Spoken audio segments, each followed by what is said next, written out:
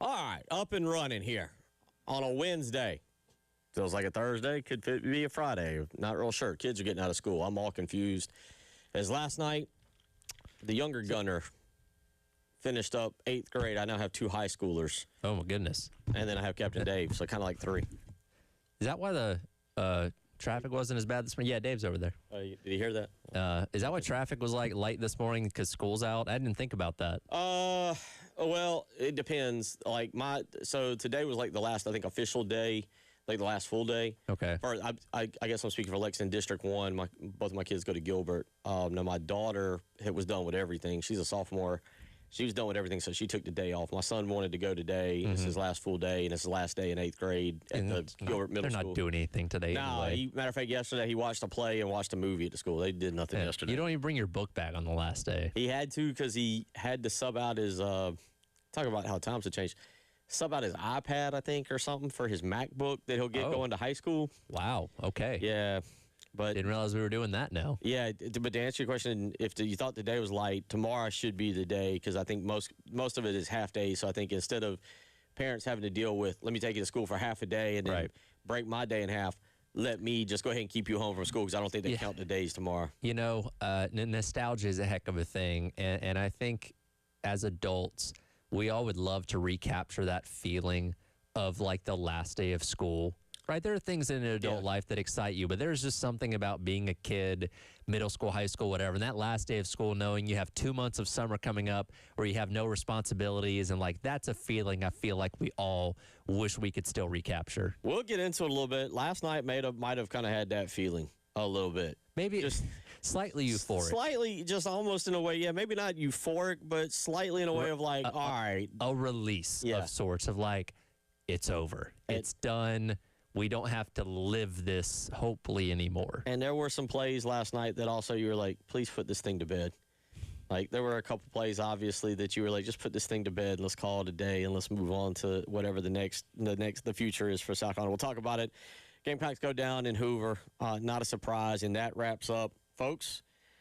That wraps up. I said it yesterday. That wraps up a lot of eras. It wraps up, just start with the small one, the 25-26 athletic academic season for the University of South Carolina. And once again, thank you to the women's basketball, softball holding down the fort because Lord knows football 4-8, basketball was something atrocious. I think we stopped counting in mid-February. In baseball, I think you stopped counting sometime around the end of March. You ever seen that meme? It's of the person, they have a backpack on, and like the strap is really frayed, and there's like 1 or 2 threads that are like literally keeping it from falling off of their back completely. Okay. That's women's sports at Carolina right now. Women's basketball, softball, they didn't go as deep as they did a year ago, but like they're holding up the book back that is South Carolina athletics because men's sports this past year drug it way down. It was, and I don't know if you saw, we'll get into this a little bit today because of what's going on at LSU with Will Wade.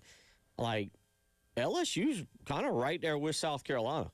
Yep. Like LSU, for those wondering, LSU was kind of held up by football actually, whereas South Carolina wasn't held up by football.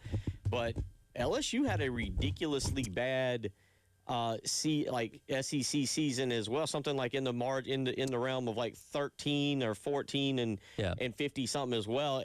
I don't know what's going on in the SEC. Not that South Carolina's LSU in the athletic department kind of realm, but.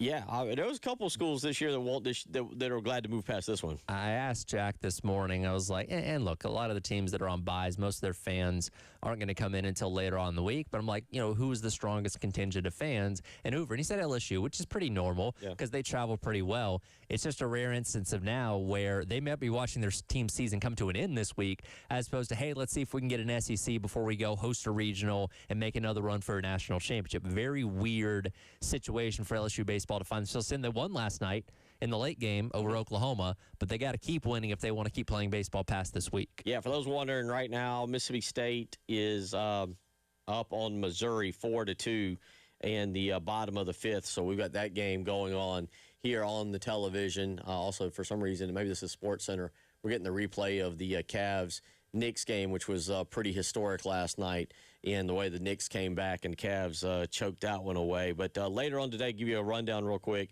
The SEC tournament, they do continue to play it when South Carolina is eliminated. You'll have games today. I just mentioned Missouri right now. They jumped out to a 1-0 lead. Mississippi State rallied for 3 in the second, and they've held on to that lead 4-2 right now through the bottom 5. Vanderbilt, Florida will play after this. Vanderbilt, another baseball team, according to their history and who they are, down year, 14-16 in the SEC. Now, they're still in the tournament right now, so winning today, I think, really kind of locks them in for that. But, yeah, definitely kind of came in that bubble-ish conversation. I think same thing with Kentucky, of kind of being on the outside looking in, coming into the tournament. Then later on this evening, 5:30, Tennessee obviously advancing out of the South Carolina game. They'll take on the number 7 seed Arkansas. Reese Chapman is listed as a team leader for Tennessee. Did you see anything to suggest he's back tonight? I haven't seen anything. He took the line drive to the face on Monday, which kept him out from yesterday's game.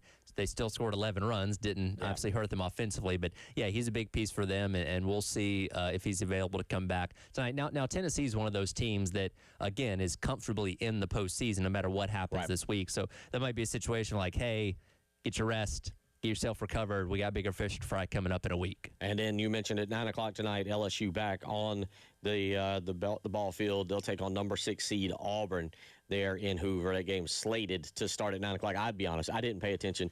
What was the start time for LSU Oklahoma last night? What was the official start time? Do we know? It was a little after 10. Eastern time. I went back and looked to see when Oklahoma put up their final score graphic, which was at 1:29 Eastern, 12:30 local. And again, it's tradition, right? And a lot of times it's because of rain. But the Missouri Ole Miss game ran about 4 hours yesterday, which put everything back by an hour because Carolina didn't start till about 6:35 last night. And I fully expect this Mississippi State Missouri game will probably go sideways and get things off track. So then we're having another game run until about 2 a.m. today. There is one game today coming up while we're on air in about an hour and a half that you might just want to pay attention to. And if you got ESPN Plus at your office, Coastal Carolina, the Chanticleers, will take on Louisiana in the opening round of the Sun Belt tournament. Coastal's in the tournament. They're in the tournament. But if they get eliminated today, and Coastal has been backsliding now for the last 2 weeks. They went from pretty much having the Sun Belt locked up to losing several games down the stretch. And a lot of people I saw speculating was that because more and more around that locker room was circulating about potential of Kevin Schnall to South Carolina and where was the mindset of that team. But coming up at 1:30 today, Coastal Carolina will take on Louisiana. If they lose, again, they're probably still in the tournament. They should still be in the tournament. They would definitely not host. And if you believe Kevin Schnall's done all he can to convince you he's the next guy for South Carolina, I go back and ask, are you pulling for a quick exit for Coastal Carolina in hopes that, let's just say, after next weekend, if they were to play in a regional, have to travel, and they don't get out of it, you could have him maybe hired by as soon as Wednesday. That would be 2 weeks from today. Yeah, I think that's fair. Are you pulling for that? I think you can pull for that and that be okay because what he was able to do last season is something that no matter what happens in the next couple weeks, like, can't be tarnished, right? Like, yeah, even if they got bounced in a region, you say, oh, man, well, my opinion of Kevin Schnall has changed. No, the guy played for a national championship last year. It'd take a lot to really undo that. So, yes, if you're in the I think Kevin Schnall is going to get the job boat, rooting against Coastal in the next basically week and a half, I don't think is the wrong thing to do. It'll be interesting. Keep an eye on that one. Again, 1:30. I'll have that one on ESPN Plus on my computer and keep an eye on it as we go through the afternoon. But just looking at it, also for those of you interested, I hadn't even thought about this. I'm guessing ESPN Plus. Tyler, I know y'all have done a lot of back and forth with Dan Fitzgerald and different coaches. When does I didn't even think about this till I just started talking about Coastal Carolina playing. I was kind of focused on them. Kansas today, do they play today? They should have a bye. Do they get a double bye? Because they won the regular season. Let's see here. They are the number 1 seed. And I've got the bracket now. I've got the bracket in front of me. I'm just looking because if you wanted to, let's just say you wanted to check out Kansas, they do not play until, you're right, tomorrow, 2:30 on ESPNU. So let's just say you're doing a little preliminary scouting and you haven't really watched Coastal and you want to see Kevin Schnall. You can do that on ESPN Plus today at 1:30. Tomorrow, Kansas will take on either Baylor or BYU in the quarterfinals, but the first game for them, the quarterfinals of the Big 12 tournament. And following that, another guy that has gotten a little smoke with South Carolina, Steve Sabins at West Virginia, who beat Kansas the other weekend in their series, plays the third game of the day. That it's at 7:30 tomorrow night. So an opportunity to watch a couple of coaching candidates in action in the next couple of days. So scouting season. That's what we're in now. Yes. We're in scouting season. Yeah, and so you can evaluate, okay, when did he pull it? When did he make pitching changes? What's he giving his hitters to do in certain situations? You can really kind of pick apart some more minute details of these guys besides just looking at their resumes, which I've grown a lot more on Fitzgerald as maybe kind of being the guy in these past couple weeks. Yeah, that's I'm with you. Fitzgerald is grown on me, and we'll see if he is the guy. Kevin Schnall's the guy. South Carolina's going to pay, again, close to top 10, if not inside of top 10 money. And given that they'll do that, this job will be extremely attractive. Obviously, the resources will be Not there. according to Dave. Dave doesn't think they can go get a good Dave, sitting head coach. Have you changed your tune on that a little bit now that you see some of the names? That's a good point. Dave, you coming around a little bit, or are you still thinking Kevin Schnall or a Dan Fitzgerald is way too high for South Carolina? Well, I never thought I thought Schnall would probably stay where he is, but that was a possibility. And then for the Kansas guy, I took a closer, in-depth look at him.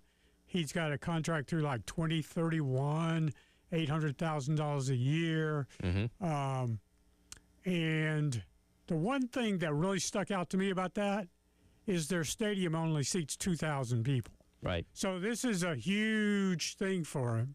He could make more money, have more fans. I mean, his fan involvement there at Kansas, I'm not sure what it is. I think they sold out all the stadium.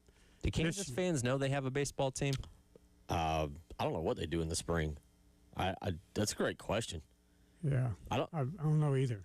I mean, they're learning a little bit more about football. Obviously, basketball there is insane. Yep. But that's a great question. I don't know what does Kansas do in the fans get involved? At best, you're the number 3 program there, and I think it's a pretty significant drop from basketball to football to at best you're number 3 behind that. Where here you make a realistic argument for being number 2. Yeah, solidly. So I think he could. I think he could fit. He could be the one.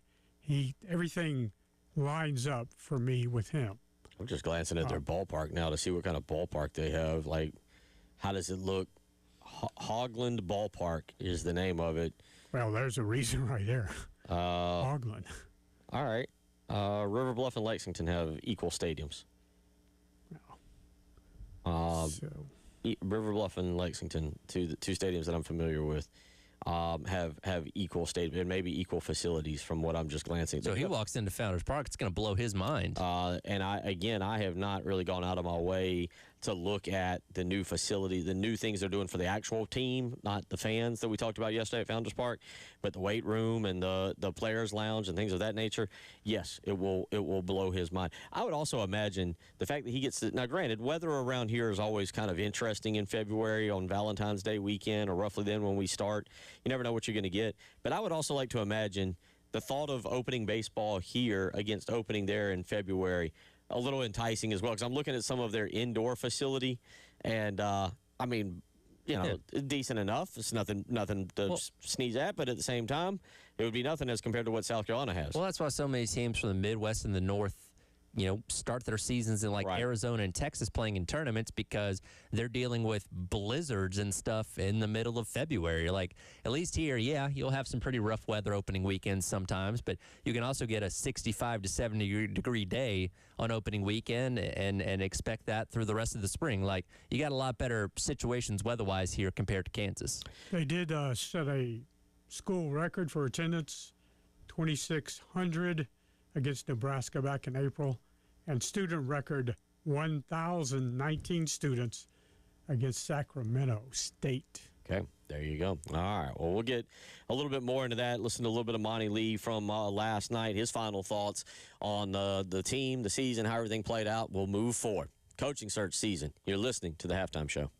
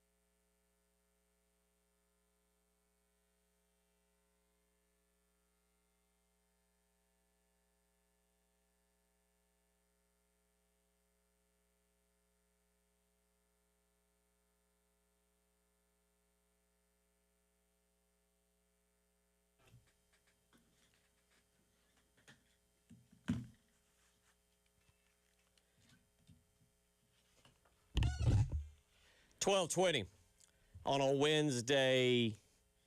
Vince weighs in. Do you think Monty Lee already knows that he's not getting a job, but his assessment of the program is his way of marketing himself to be on the staff of the next head coach? Maybe. I think that could be fair. And I think when what we've heard from Monty the past couple of weeks, and I'm sure we'll get into cuts here in a second, where he has started to allude to the next person in charge, like, yeah, and I think he knows you can look at the results this year and say, yeah, that's not good enough to warrant this continuing. If he took over after they got rid of Paul Maneri and this team, was just in the tournament in general, right? Whether that be the first seed or the 64th seed, you can make a case. But a 13-game losing streak, only winning 7 conference games, losing the mid-majors that they lost to, he just doesn't have enough to stand on. Yeah, I honestly, if he'd have just gotten them to 500 and kept them around that, we'd be having a totally different conversation. But you're right, the losing streak to wrap up the season is kind of, if you will, the death blow for anything that he would present. It had been a month and a half since he'd taken over.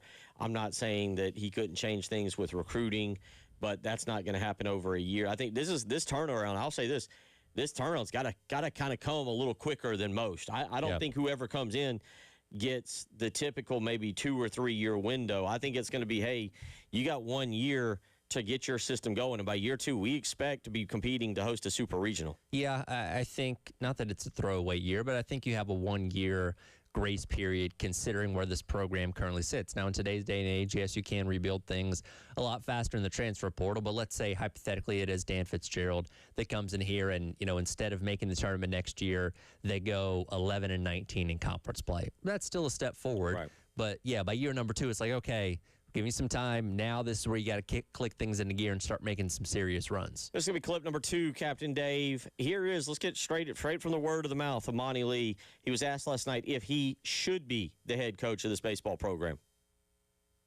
Well, look, I've talked enough about myself, right? I mean, I've been asked this, quite a few times, and it gets a little hard to talk about yourself constantly. The only thing that I'll say is this. I got into coaching 26 years ago to serve players and to be a good mentor, role model, coach the players to the best of my ability. Like Patrick said, I've always had the players back.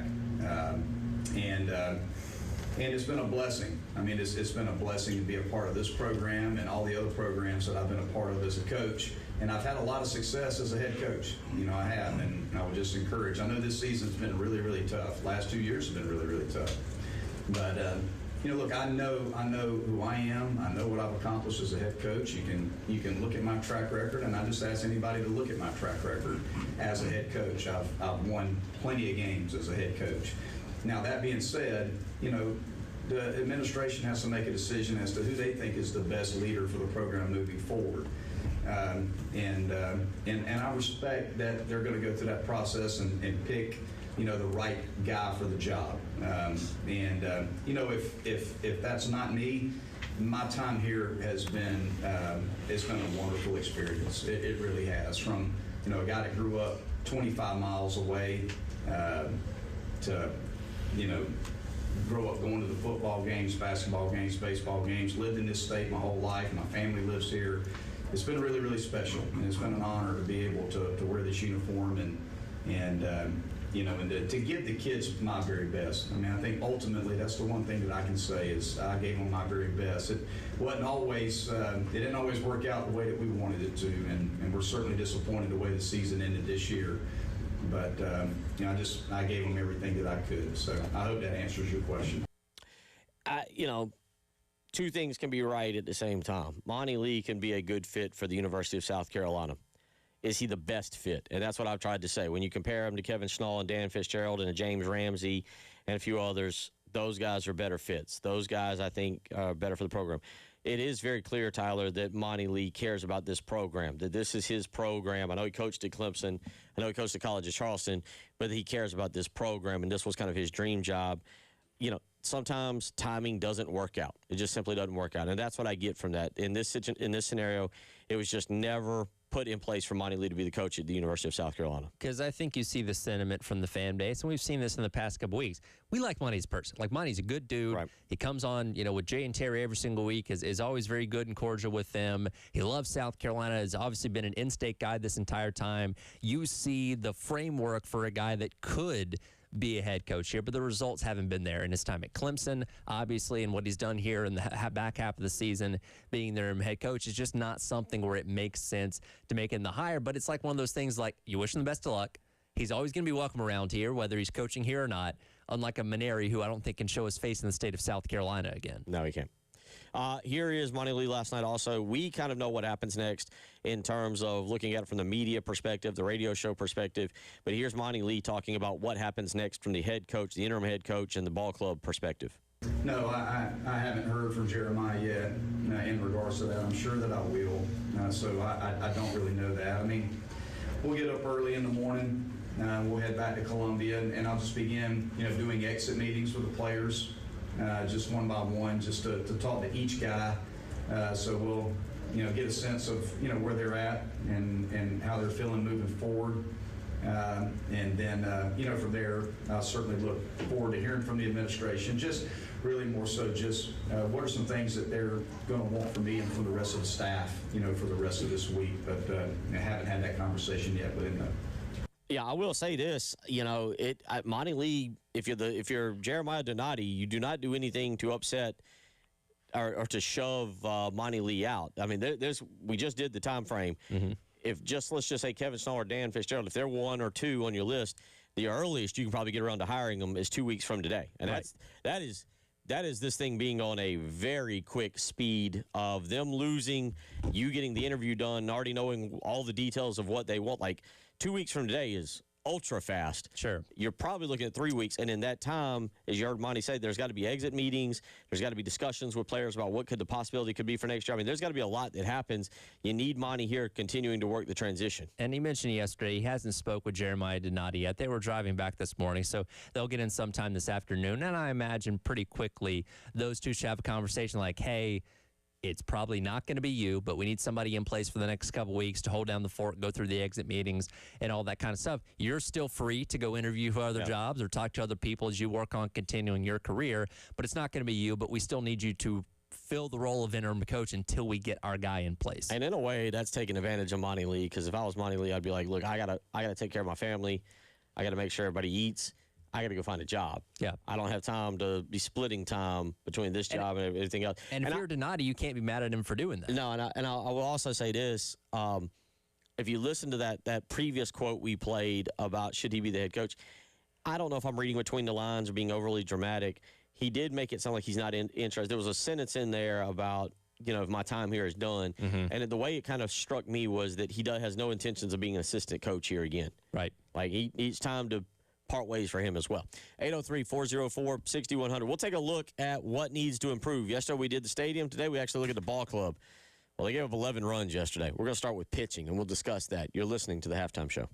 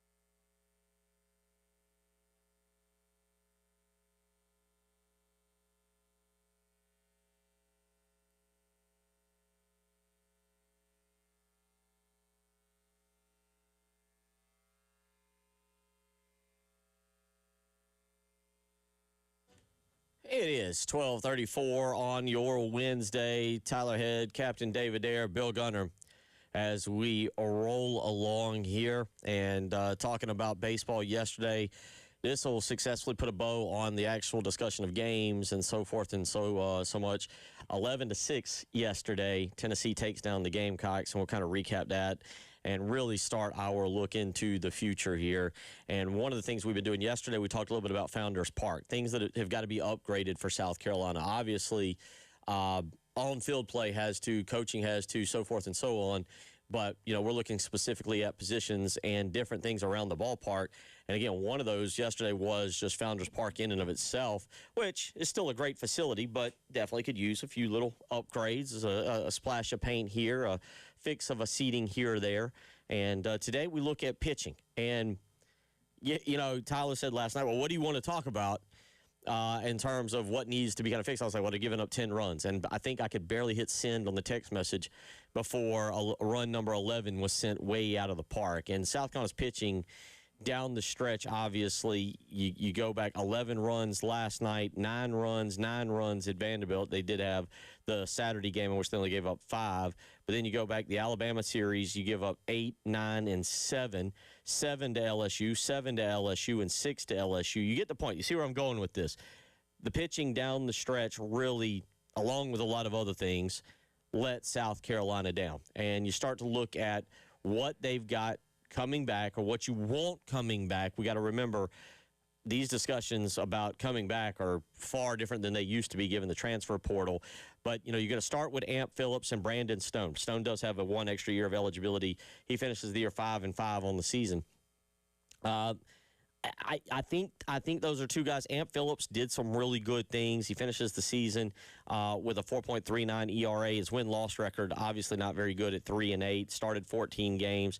Brandon Stone, by the way, started 9. The next closest starter on that was Alex Valentine, who had 8 starts on the season. Josh Gunther and Riley Goodman, each with 7. But you look at the ERAs of this team. Again, two guys that you were kind of counting on at the beginning of the season. Josh Gunther with a 7.41 ERA on the season, and Riley Goodman, who was your original Friday starter, an 8.59 ERA and an 0-3 record on the season, Tyler. So your initial thought is you've got to upgrade the pitching, and I don't know whether there are guys you instantly look at. Zach Russell comes to mind, who is a guy who's a lot better this year, that you make a play that you got to keep. It all starts with the pitching coach hire, right? Right. And for whoever the next head coach is going to be, your assistant hires are just as important, right? When Paul Maneri comes in here, he brings on his old buddy, Terry Rooney, who he says, hey, this is my guy. He's been my pitching coach for however many years at multiple stops. He's who I believe in. Well, Terry Rooney also seemed to not believe in the new technology of college baseball. How much that changed from year 1 to year 2, still for debate. Maybe Whittle will have a good in-depth piece coming out here soon about what, if anything, did change in those regards. In year number 2 with Terry Rooney at the helm of pitching. The staff didn't get any better, though. I mean, yeah, technically their ERA was better from last year to this year, but the eye test doesn't tell you that, right? And you see a lot of these guys, like a Riley Goodman, with a lot of potential that just didn't materialize into being the guy that you wanted him to be. So if you were able to hang on to a guy like that, who is the next pitching coach in place to take him and develop him to the point where you can rely on him more? And that's one thing about Kevin Schnall that gets wildly interesting is his pitching coach. That's right. One-time pitching coach, a guy who it seemed like South Carolina chased for quite some time, finally gets him here, and then Mark Kingston gets fired, and that's Matt Williams, who last year was the National Assistant Coach of the Year, who has led an incredible pitching staff down at Coastal Carolina. And a lot of people think that Matt Williams would be the guy in line to get the Coastal Carolina job if Kevin Schnall did take the South Carolina or a bigger job. Some question whether Matt Schnall, combining them now, if Matt Williams wants that kind of responsibility. A lot of rumors out there that he is very content being a pitching coach, and that is his lane, and he wants to stay in it. Sure. But that is the thing about Kevin Schnall you look at and you go, well, wait a minute. We get you. Do we get Matt Williams also? Yeah, it is funny how, because I'm trying to remember what the perception of Williams was in that last year here. It wasn't as negative as it is for Terry Rooney. No, and it wasn't negative. It was. I think there was a lot of people just fed up with the Kingston era. Yeah, he was just kind of by association, Right. like, all right, you're a part of it. We need to get all this out there. And then last year, hindsight being 2020, it's like, dang, that guy was really, really good pitching coach. That and look, if you hang on to him and he's part of the Maneri staff, maybe it still doesn't go any better. Who knows? But yeah, he's obviously proving that he wasn't the problem here at South Carolina. Just looking at the roster here again, Amp Phillips is a junior. It's got him listed as being back. Alex Philpott, again, as a junior. Josh Gunther, a junior. And Elijah Foster as a junior. Brandon Stone would be a junior as well. Riley Goodman, just a redshirt freshman. I'm assuming the big name that I don't see on this list for reasons we believe is that he's not coming back despite the injury, is, of course, Jake McCoy. I think there is I don't think the percentage is 0 that he comes back. I don't think it's above 10 either. Yeah. And that's a big part of this when you talk about what the rotation could look like. Yeah, and again, just everybody recovers differently, so you have to see what he would be post recovery and all that kind of stuff. But I imagine, given the fact that he was in place to be the ace of staff, he probably would get a lot of attention in the transfer portal if he does decide to go in there. So it's up to him. Obviously, like we heard from Miney Lee there, these guys all have decisions to make. If you're going to wait for a new head coach, it's probably going to be a couple weeks. So he's got a decision to make there, and I don't think anybody would be shocked if he decided to leave. But he'd love to have him back and see what opportunity he could have with a different with a different pitching coach over him. But that's not a guarantee. 803-404-6100. Texter, you can call in. I disagree. There's a text, and the guy wants the guy or girl. Until we call, don't know. But if you want to call in and discuss this, and as it pertains to a rebuild, to which I don't. This is a great question that I'll ask you here as we talk about pitching. Is there such a thing as rebuilds in college athletics anymore? And if so, what is the definition of a rebuild now? It's not the same. I don't think you could convince me a rebuild now is the same as it was 10 years ago. It's not. Much less 20 years ago. I think the original context of a rebuild was, hey, your program's in a bad place. You fired whoever. You're bringing a new head coach. It's going to take them a couple of years. We always used to talk about getting his guys in here, right? Because we've seen plenty of coaches. Like, that was the thing on Muschamp when he had the little success he had at Florida. Is like, oh, that was all Urban's guys still filtering out. Once he finally got full team of Muschamp guys, they weren't good. Where now, instead of waiting 3 to 4 years to find out about that, you have the ability to turn things around quickly and build the roster in your image through the portal. High school recruiting is still important, but it's not the foundation in terms of a rebuild that it once was, because you can go out and find those missing pieces that you need pretty quickly if you have the ability to. I think that's the thing, and I don't want the common theme, although it's going to happen, because I think Kirk Cignetti is different. But I don't want to also always hear about Indiana, who did it in year 2. That's what everybody's going to compare to now, right? Like, Kentucky's going to look at Will Stein coming in and saying, hey, man, Cignetti turned around Indiana in 2 years, or 1 year, really. You better do that here. Like, it's an unfair comparison, but it's what people are going to use. Well, and are we going to use that for all sports, though? Like, we're going to get to it in a little while. There's a situation occurring down in Baton Rouge in basketball where Will Wade is basically like, I've got a brand new plan for how to play college basketball.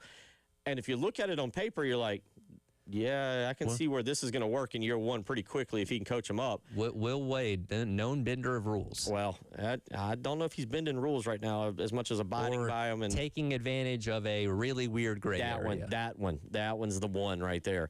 But I don't know if there's rebuilds anymore in baseball. So you talk about this pitching staff.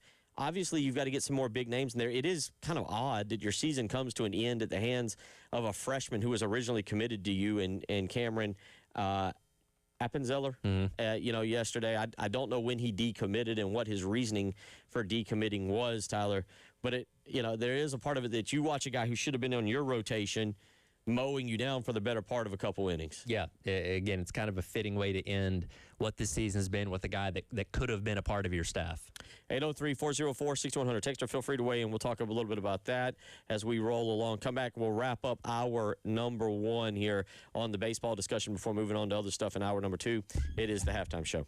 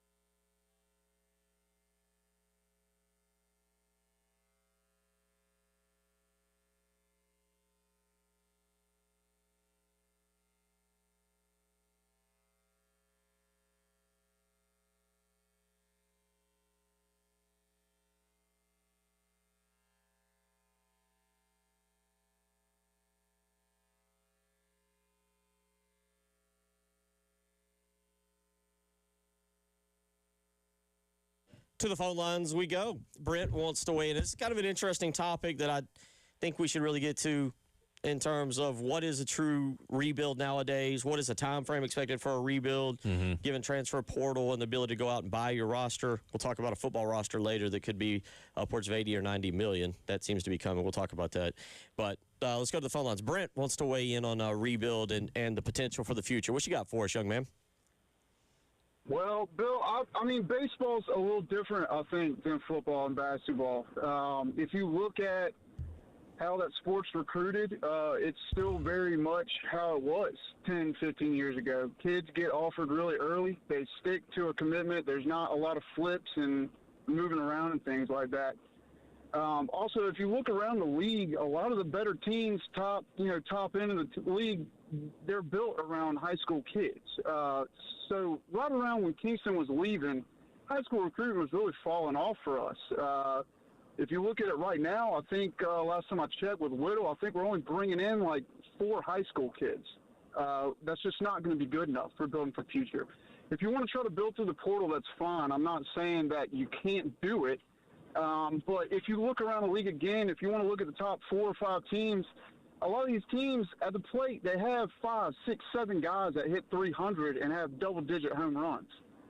We don't have that. We're not even anywhere close to that. So if your idea is that we're going to go into the portal and go find 6 or 7 guys that hit 300 and hit double-digit bombs in one cycle, in 1 year, I think that that's just probably not realistic. I mean, possible, sure, but highly unlikely.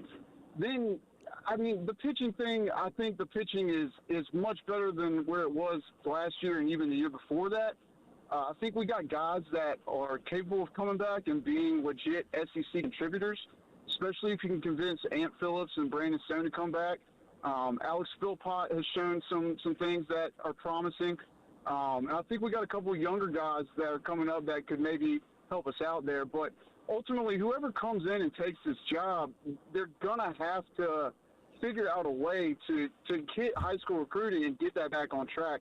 Because bringing in 4 guys that are not even top 150 perfect game players, that's just not going to cut it.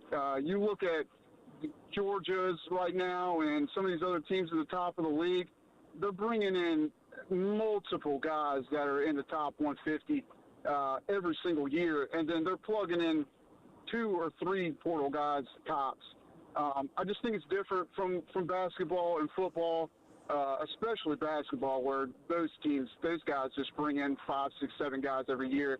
Seems like baseball's just still different. It's a little bit different. It's kind of more along the lines of developing guys rather than bringing in a whole new roster every year like we're seeing with the other 2 sports. So, yeah, I do think it's a bit of a rebuild. I think whoever we bring in could probably give us some better results early. But whoever comes in is going to have to fix high school recruiting. And that's really where the foundation of this is going to have to be built. But, yeah, I'll hang up and listen. Y'all have a good one. Appreciate the phone call. To his point, I'm looking at the Perfect Game rankings. I believe this is exactly up to date. This is perfectgame.org. Vanderbilt's at 1, LSU's at 2, Tennessee's at 3, Texas is at 4. Well, you play all them.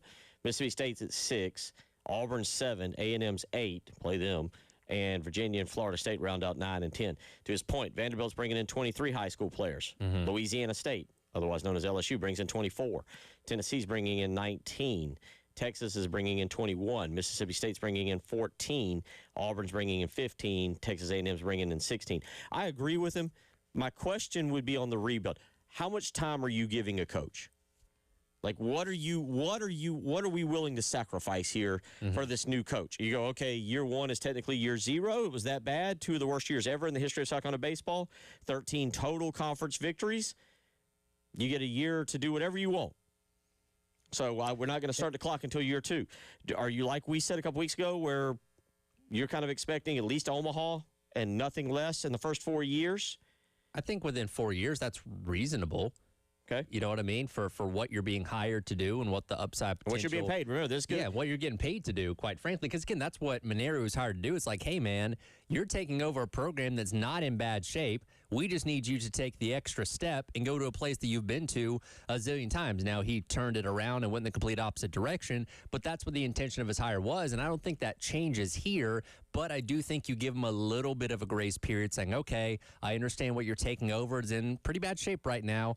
That first year, assuming you're not worse than what we've been these past 2 years, whatever past that is fine. Years 2, 3, and 4, that's where you need to start kicking into gear and start making things happen. If I asked y'all right now, just ballpark, I get it that the true expectation for South Carolina baseball every year is to host a regional, be on the bubble of hosting a super regional, and to get to Omaha. That's the truth. Like if you get to the super regionals, it's considered successful. If you host a super, you generally go, okay, we did about all we could, and then if you go to Omaha, you go like, all right, that's the icing on the cake, and then anything past there is great. I was going to say gravy, but I've already used icing on the cake. So with that being said, without knowing the roster, without knowing the coach, without knowing what becomes your expectation for year one, knowing what we're dealing with now, and the uncertainty of what the roster will look like. Like if I was to say right now, all right, you just watched 13 conference victories over the last 60 games. You see what's going on with the talent. Like, you know, you're smart baseball fans. You understand the turnaround that has to occur. What is fair next year? Without knowing anything else, winning double-digit conference games. Okay, that's fair. 10 or more. What happens past that, I don't know. What that gets you in the postseason, I don't know. But I feel like that's a fair line to draw. I'll be honest with y'all. You can send in whatever you want on that. It's 12:55 on a Wednesday, and I don't think there's a wrong answer. Yeah. I think you can say as long as they win 8 conference games to get one better, that's a fair expectation. If you want to weigh in on that, 803-404-6100. Hour 2 on the way.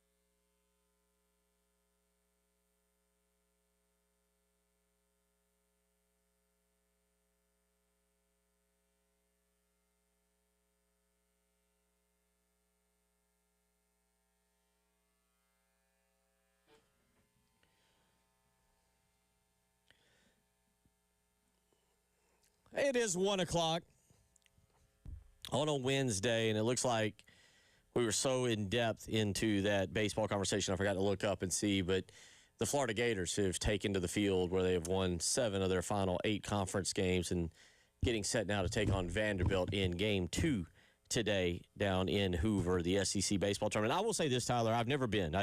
One of the SEC events that I've never actually been to, I have heard incredible things about it because, fans don't really just show up for a one-day thing. They make a week out of it. They bring their RVs in. It's a big tailgate, partying, a lot of things like that. And a really cool event, maybe one I need to put on the calendar to attend. I posed the question to Jack this morning based off our conversation yesterday of like, hey, should we keep going with the Hoover Med, or would you be more open to moving it around like, the softball tournament does, going to different campuses, stuff like that? And he was a hard no. He says the Hoover Med is the perfect place for it. It's great for fans. It's a great environment. He doesn't want to see it move. And look, it's been there for the past 30 years. I doubt it's going to be moving anyway, but I just thought it was an entertaining discussion to have nonetheless. But he really harps for what this event is and obviously the atmosphere that it creates, and doesn't want to see it change. You tell Jack Valtry he is wrong. You are wrong, Jack. You are wrong. You are wrong. Wrong. You play that for him tomorrow. Okay. They move. I want to see them moving around. I want to see the different ballparks. Like, now, I have never been. So, to be serious about it for a second, I can't speak to Jack's been. I can't speak to what it's like at Hoover. I can understand where he's coming from because there's always going to be a soft spot in my heart for the SEC Media Days in Birmingham, Alabama. I remember the first year I went, it was like this great experience. You go and, you're excited to go.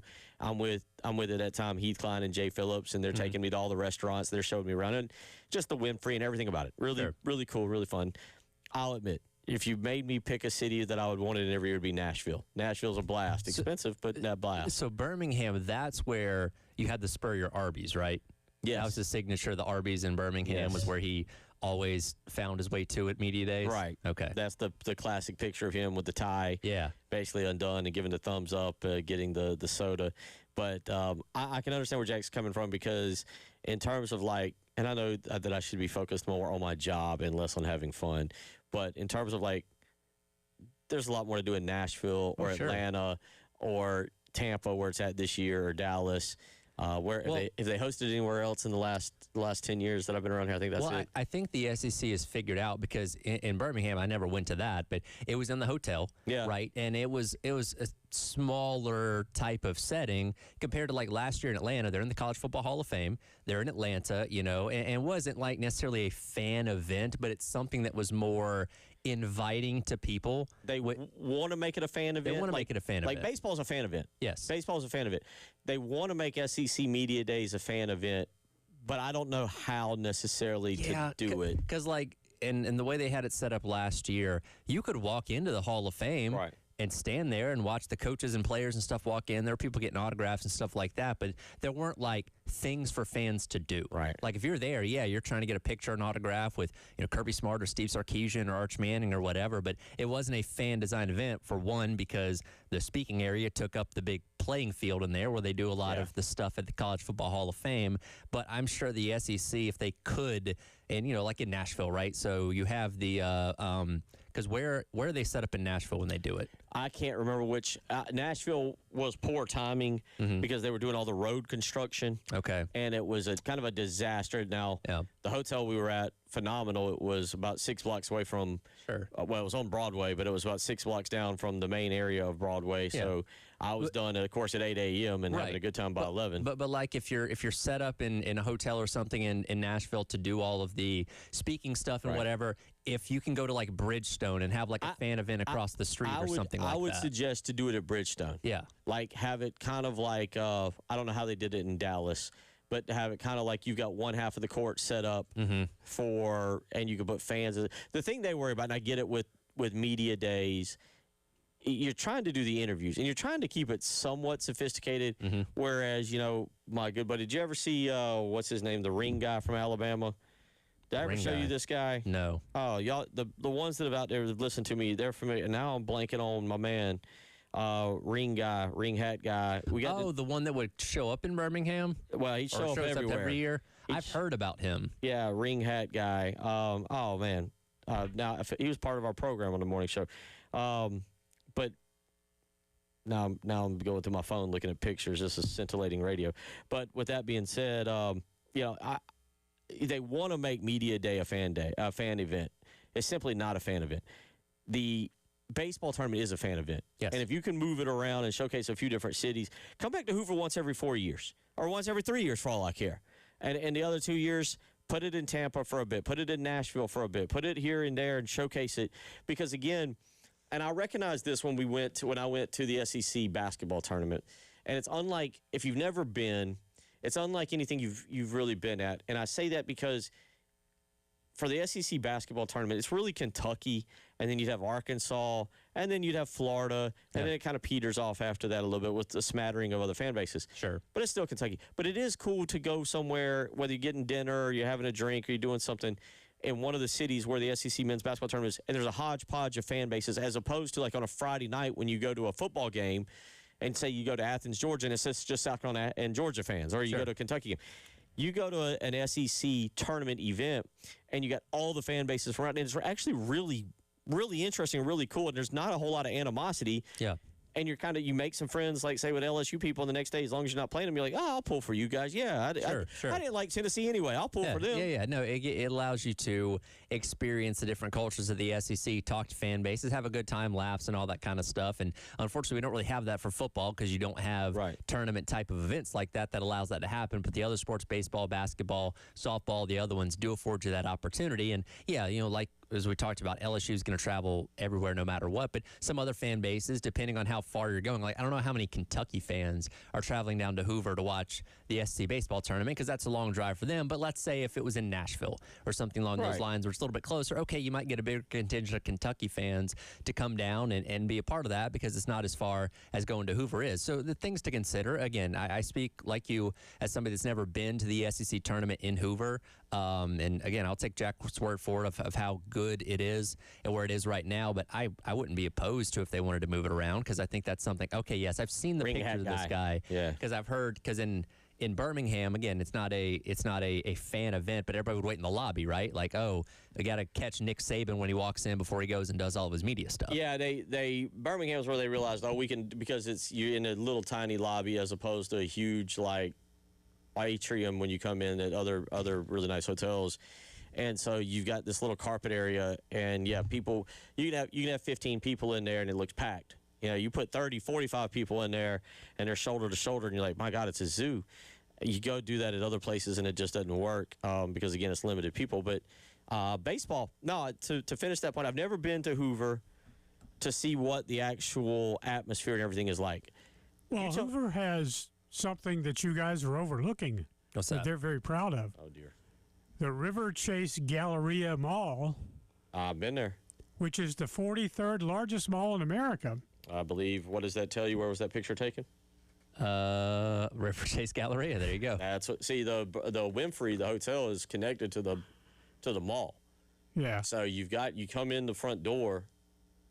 I wish we were back in Birmingham this year. Now that I'm saying this, I'm fighting against Jack on the Hoover thing. Yeah.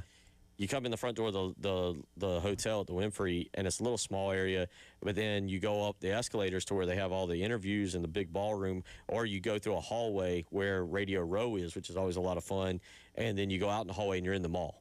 And you go down a little corridor, if you will, and you go out to the big section of the mall, which is the food court and so forth and so on.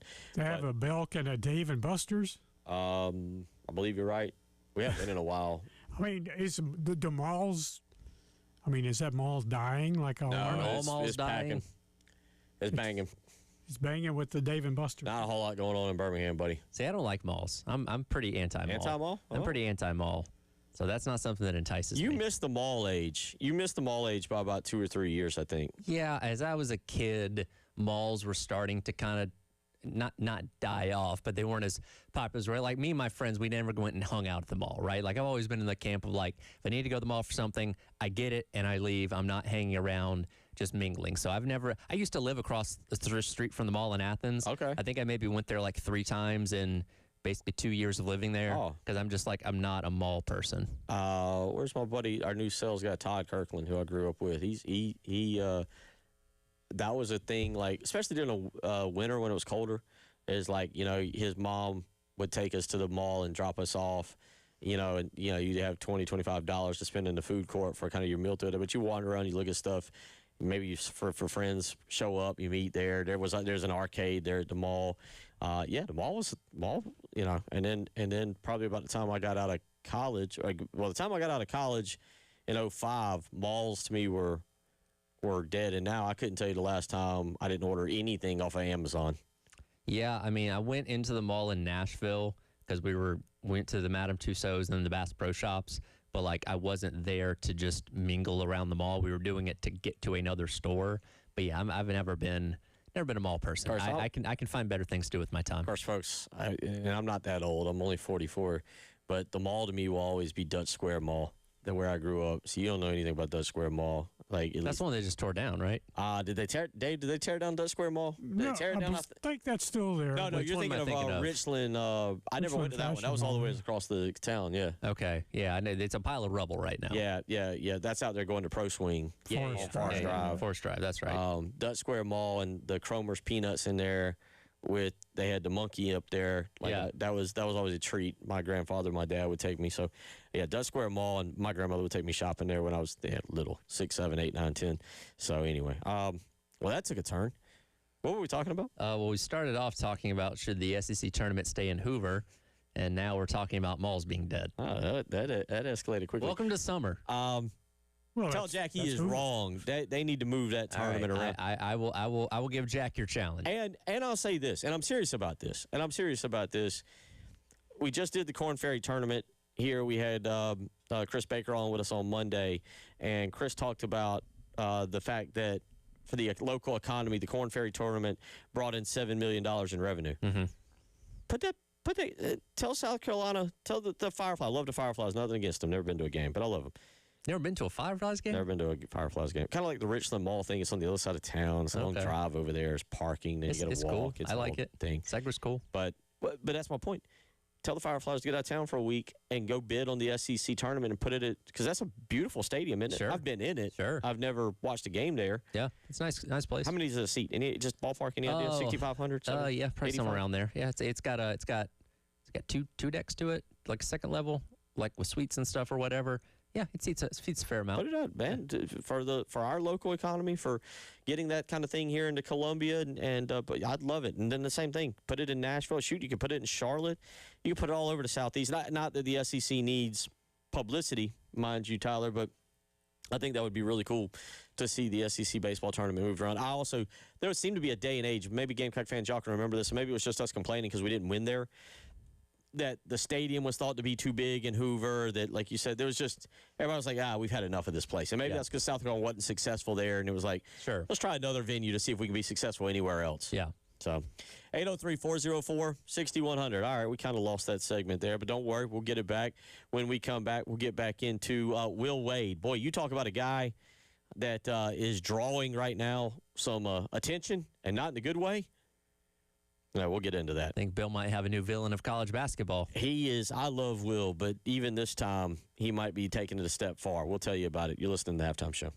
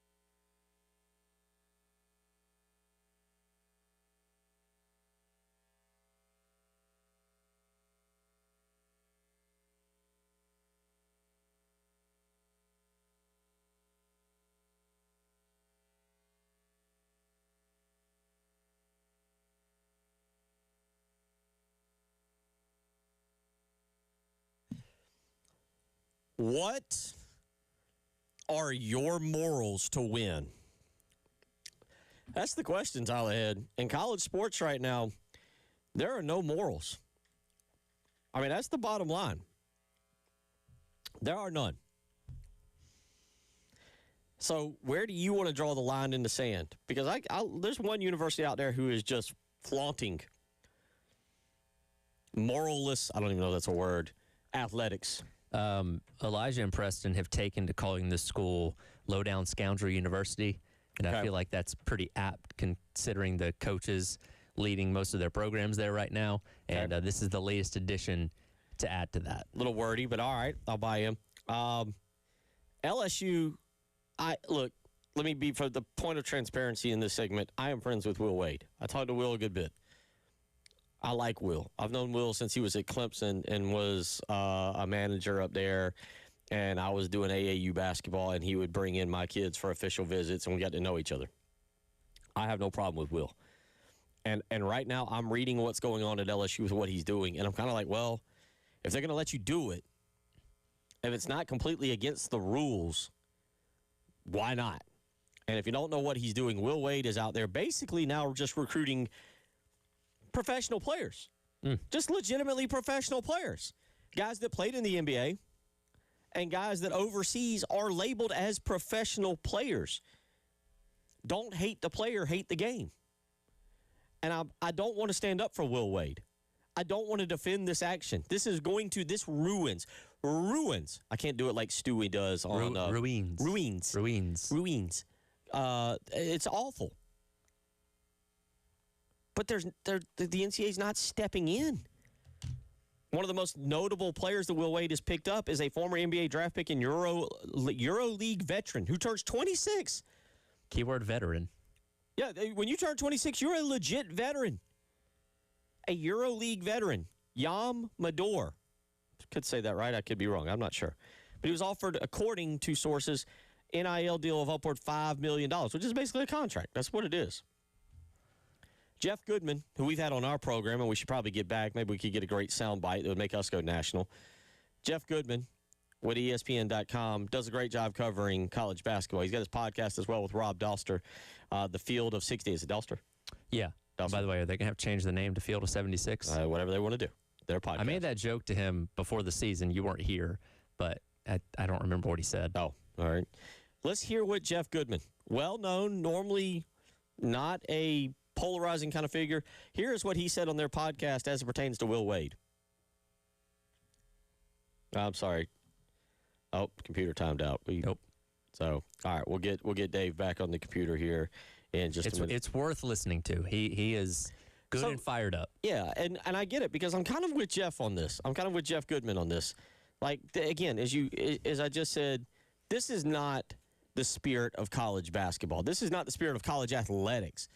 But the NCAA has allowed this thing to go this far in what you can do in terms of recruiting at the collegiate level. It's not like college football where you can go out and find an NFL guy, and they don't have professional leagues around the world like you used to. Right. But here's Jeff Goodman on his rant on Will Wade.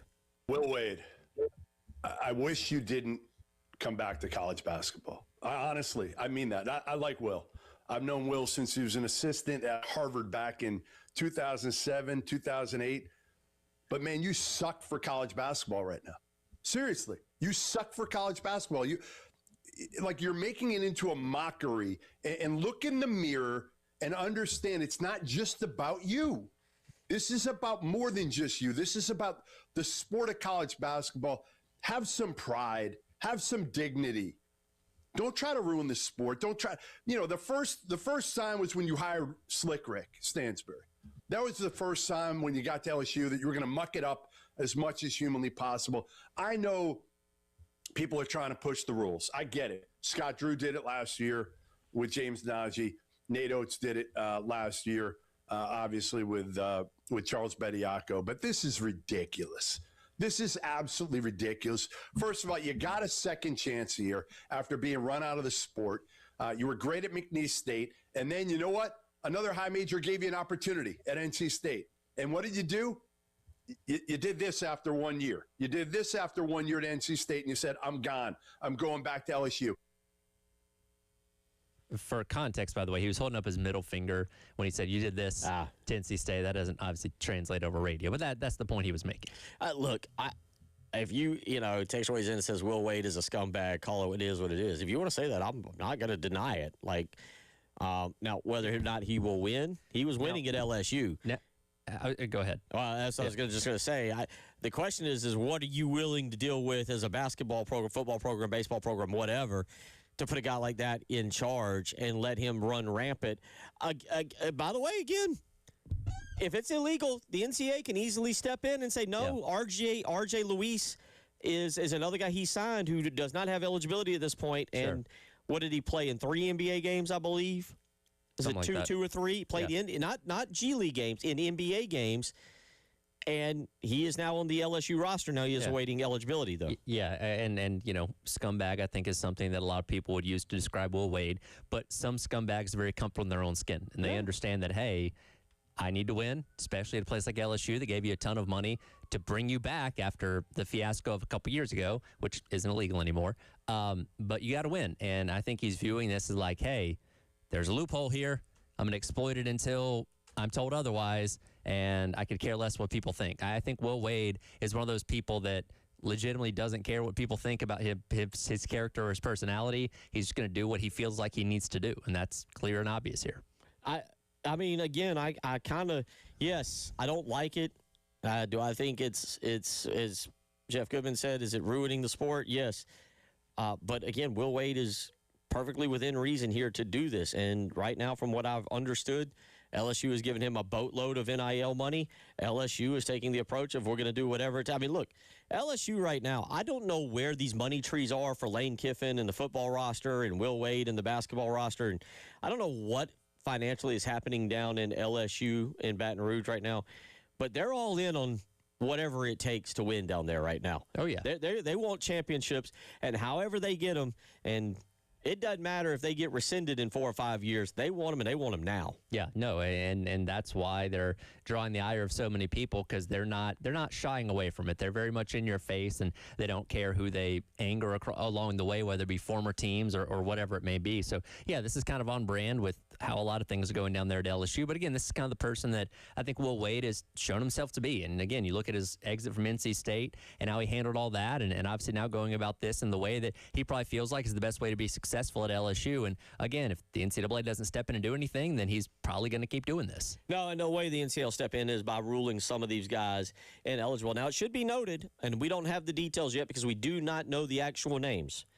And let me be very clear about this. We do not know the actual names. It should be noted that several people have reported South Carolina will be bringing in 2 pro-European players that are playing professional ball. To what level? We don't know. What is their name? We don't know. How good are they? I don't know.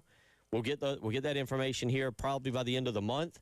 But South Carolina and Lamont Paris are also digging into the international trade here and looking at what's out there that are considered pro players.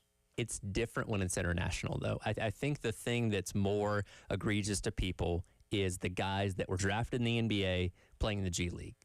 Well, but Yam Madar is international. He got drafted. Right. But then he didn't like where he was at, so he went back to Europe. Yeah, but I'm just saying, I think people are more accepting of the players coming from Europe than the guys that have been in the NBA, or at least the G League. Yeah, I can kind of understand. I mean, again, with LSU, they've got multiple guys that are considered professional players internationally because of getting paid and what they did where they were at. And that's right now the loophole in college basketball is being able to bring guys in who played what is, again, considered to be professional basketball overseas or in international play and getting paid for it, as opposed to taking guys like you just said here in America who have professional experience, who went to the G League and now want to try and get back into the college game because it's not working out. Yeah.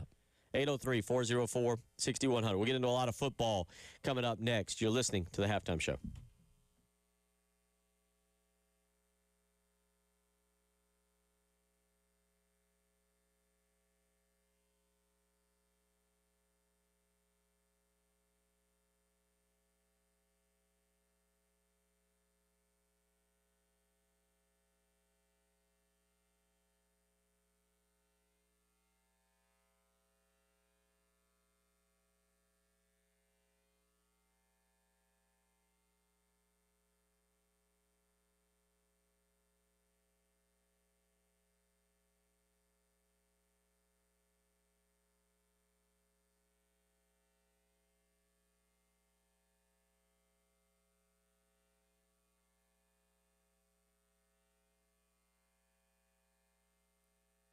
Bill Gunner for Mid-State Roofing, where for over 30 years, Mid-State Roofing has been the leader in the roofing and waterproofing industry. And it's that 30 years that is your assurance that their professionals will get the job done in a safe, timely, and most importantly, pleasing manner for you and your operation. Because at Mid-State Roofing, they think about your roof 24 hours a day, 7 days a week. Whether it's your home or your business, Mid-State Roofing is ready to make sure that you don't have any issues that could put your home or business in jeopardy. So give them a phone call today. Line up a maintenance contract, 803-356-1919. Again, that's 803-356-1919. From high rises to hospitals, manufacturing to industrial, Mid-State Roofing designs and installs bonded systems with a protective guarantee that keeps that operation dry and running long into the future. That phone number, one more time, 803-356-1919.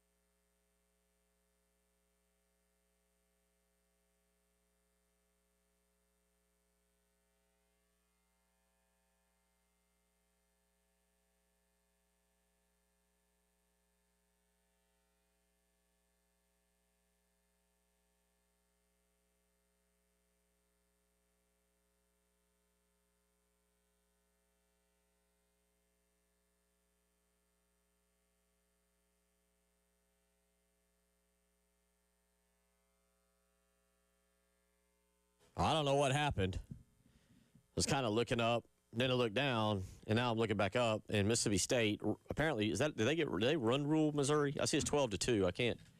I think it says final on 7. Yeah, they unrolled them. Because we're staring up at the sun here in our studio here on Gervais Street with the lights.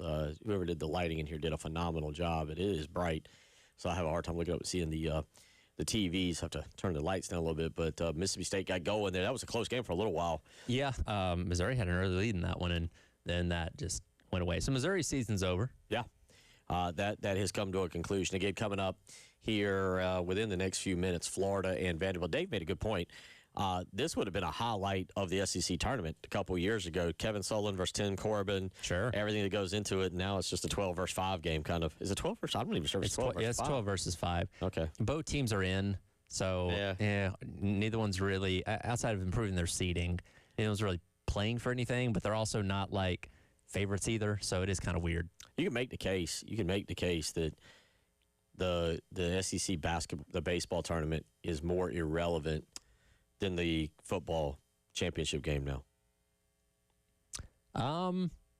So many teams are getting in. Sure. Well, it used to be. What did baseball do the same thing that basketball did, where it was only top 12 for a period of time? There was a period where you might not have made it, and Okay. I don't remember specifically because like South Carolina got left out one year when I think it was only a 12-team conference, I believe. Yeah.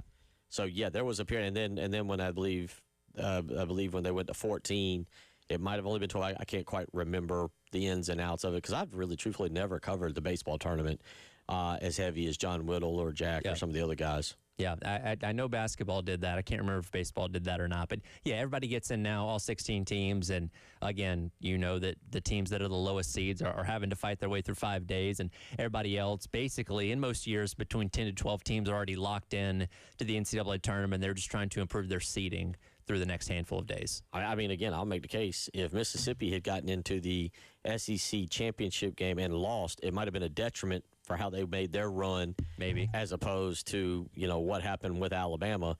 Of course, Alabama gets in and plays one game, beats Oklahoma, and then goes out to the Rose Bowl and runs into some team called Indiana, and they learned a lesson there. We're going to get to some football, some text messages coming in. We were talking about fall. We're talking about the mall. Yes. Couple texters weighing in. Jason says the Barrel of Fun Arcade was the spot at Dutch Square. I agree with that. That was a very good arcade there, and it was set up like it was in the wall, and the entrance was a barrel. So okay, yeah. What was the what games did they have? Back then, I mean, when I went in there, now you're going 30 years back. I mean, it was Mortal Kombat. It was Street Fighter, the Claw game. It's not really a game though. That was the one. The claw game. The claw game is what you played as you were like walking out. Sure. Like you had a dollar or two left, and you were trying to impress your lady friend. Like, let me win you a teddy bear. Yeah, you have a date. I've been playing Mortal Kombat the entire time, ripping somebody's heart out. Now let me. You have a date, and you're trying to impress her with your claw handling skills, and then you end up dropping the bear. That was your last dollar, and now she walks away with nothing. Yeah. Well, then you just made sure you had to save a couple $dollars for the Chick-fil-A that was down there, and of course Michael says once the Chick-fil-A caught fire and never returned to Dutch Square, that was the end of it. Oh, how'd it catch fire? Something in the kitchen, I think, grease fire. It didn't go particularly well on that. So, yep. But no, Barrel of Fun. Again, I remember the Cromer's Peanuts that was in there. That was something. And another texture says R.I.P. Richland Fashion Mall. Yeah, I never got out to that one. How many malls do they have around here? We had Dave 3, Richland Fashion Mall, Dutch Square, and Columbiana Center. Is that right? Am I forgetting one? Columbiana Center, Dutch Square. Richland Fashion Mall's not there. What? No, we did. Past tense. We had 3. What do you count as a mall now? We have one. We have one. A large collection of stores in a connected building. I'm still talking past tense, but if you want to go now, we only have one. It's Columbiana Center. Basically. Yeah. Okay. All right. Wow. Okay. Mall talk all over today. A couple of y'all have also weighed in on the Will Wade stuff. Let's see. Another texter says, didn't this literally happen with Alabama last year, and the kid was ineligible after a few games? But here's the difference. Now, it's not completely different because Will Wade is taking a few kids, but Will Wade is going after international professional kid as opposed to Charles Bediako. Mm-hmm. And what was the kid, James Nagara, I believe, that went to Baylor, that were NBA kids. This is going after international player. As we mentioned, the kid coming in for them that they just signed is 26 years old. basically has a family and is a true born and bred professional that's coming over and now making $5 million a season. Yeah. That's the difference in what Will Wade's doing. He's not messing with the. He took R.J. Luis, who I thought played in an NBA game, played in one, I thought, but it turns out he was cut right before the start of the season. So I'm thinking of preseason games he played in. But with all that being said, and thank you all, by the way, Columbia Mall and Two Notch. Yes, I forgot about that. Yep, never went over to that side of town either. But with that being said, for Will Wade, he's focusing on an international roster, kind of similar to Illinois, what Illinois did this year, but he's focusing on one that's professional international players. Yeah, because I don't think Illinois had any international pros on their team, right? None that it all depends on how you want to define pro. Yeah. It really, truly, and that's now the gray area. You mentioned operating in the gray area. That is now truly what we are operating in, what the NCAA is allowed to happen in terms of college basketball. Yeah, I almost wonder how many of these guys will need preliminary injunctions like Bediako did to possibly play. I guess that's kind of the next question to answer here, because it ended up, he played for what, 3 or 4 games with Alabama before they ruled that I want to say 3. Couldn't play anymore. Although one of them was a trouncing at the hands of Florida, I believe. Right. But he was allowed to play because of a favorable judge in Tuscaloosa gave him a preliminary injunction. I wonder if you're going to have to go down the same route for these guys. It should also be noted, by the way, the judge in the Brendan Sorsby case has been pictured recently with the, whatever his name is, the Red Raider. I'm sure that's coincidence. With the guns up. Look there, the official he kind of probably symbol. didn't know what that was a mascot for. No, he thought he was promoting guns with the Texas Tech. He thought it was, oh, God, what's his name from Looney Tunes? Uncle Calamity Sam? No, is it? The guy with the cowboy hat and the guns? It is summertime. What is the name? Come on, Dave. Get in here on this. Help me out, Dave. Little fella, beard, shooting himself off the ground all the time. Not looking for a wabbit. Oh, that's the Yosemite Sam. Yosemite Sam. There you go. Look that up? oh Yosemite I had to Sam. look that up. Okay, all right. Yosemite Sam. Yeah. He probably thought it was just a life-size Yosemite Sam. Probably so. But yeah. Honest mistake. Who did Yosemite Sam chase? Well, he What? chased Bugs Bunny sometimes. Was it Bugs? Was it Bugs? I know Elmer Fudd chased Bugs. Did he chase Sylvester the cat too? Oh, I don't know about that. Or was it the Tasmanian Devil or Roadrunner? Maybe he chased all of them. I don't know. Okay. Yeah, he was just an ofer. Big fat ofer. All Yeah. right. Well, we were going to talk football this segment. That one got away from us. So we'll come back. We'll start all over. We'll wrap up hour number 2, get into a little bit of football, and then we'll carry it over to number 3, the $90 million roster. Remember when we thought $20 million was something? Well, the Big Ten is now in discussion that the $90 million roster for a college football season could be coming. We'll tell you about that. You're listening to the Halftime Show.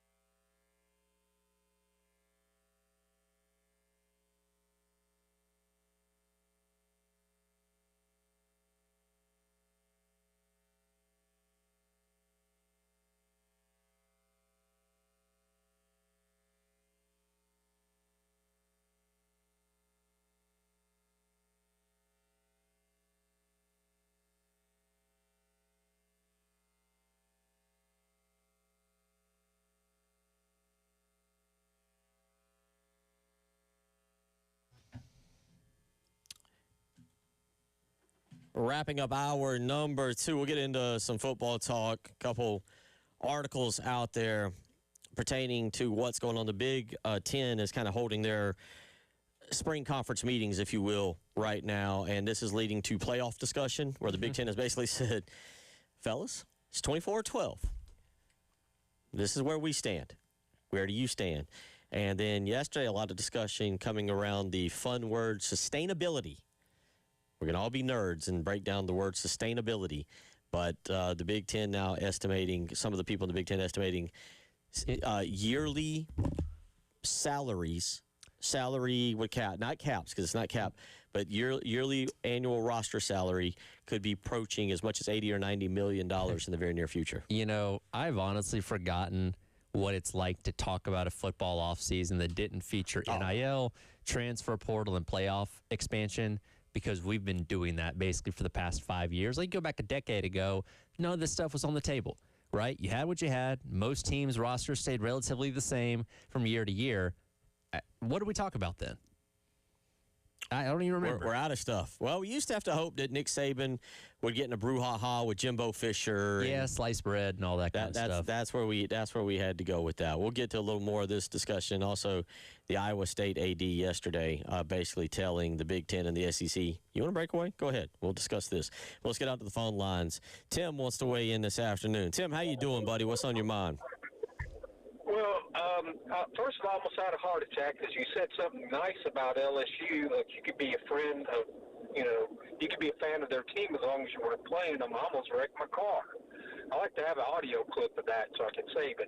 What I was calling about is I got 3 things, and I'm going to let me just speak on them. I'll hang up and I'll listen to it off the thing. Lane Kiffin left Ole Miss for LSU. If South Carolina moved on from Shane Beamer last year, and Lane Kiffin wanted to come to South Carolina, would you have had a problem with it? Same thing with Lamont Paris. If Will Wade wanted to come to South Carolina, would you have a problem with it? Number 3, Bill, this is a personal one for you.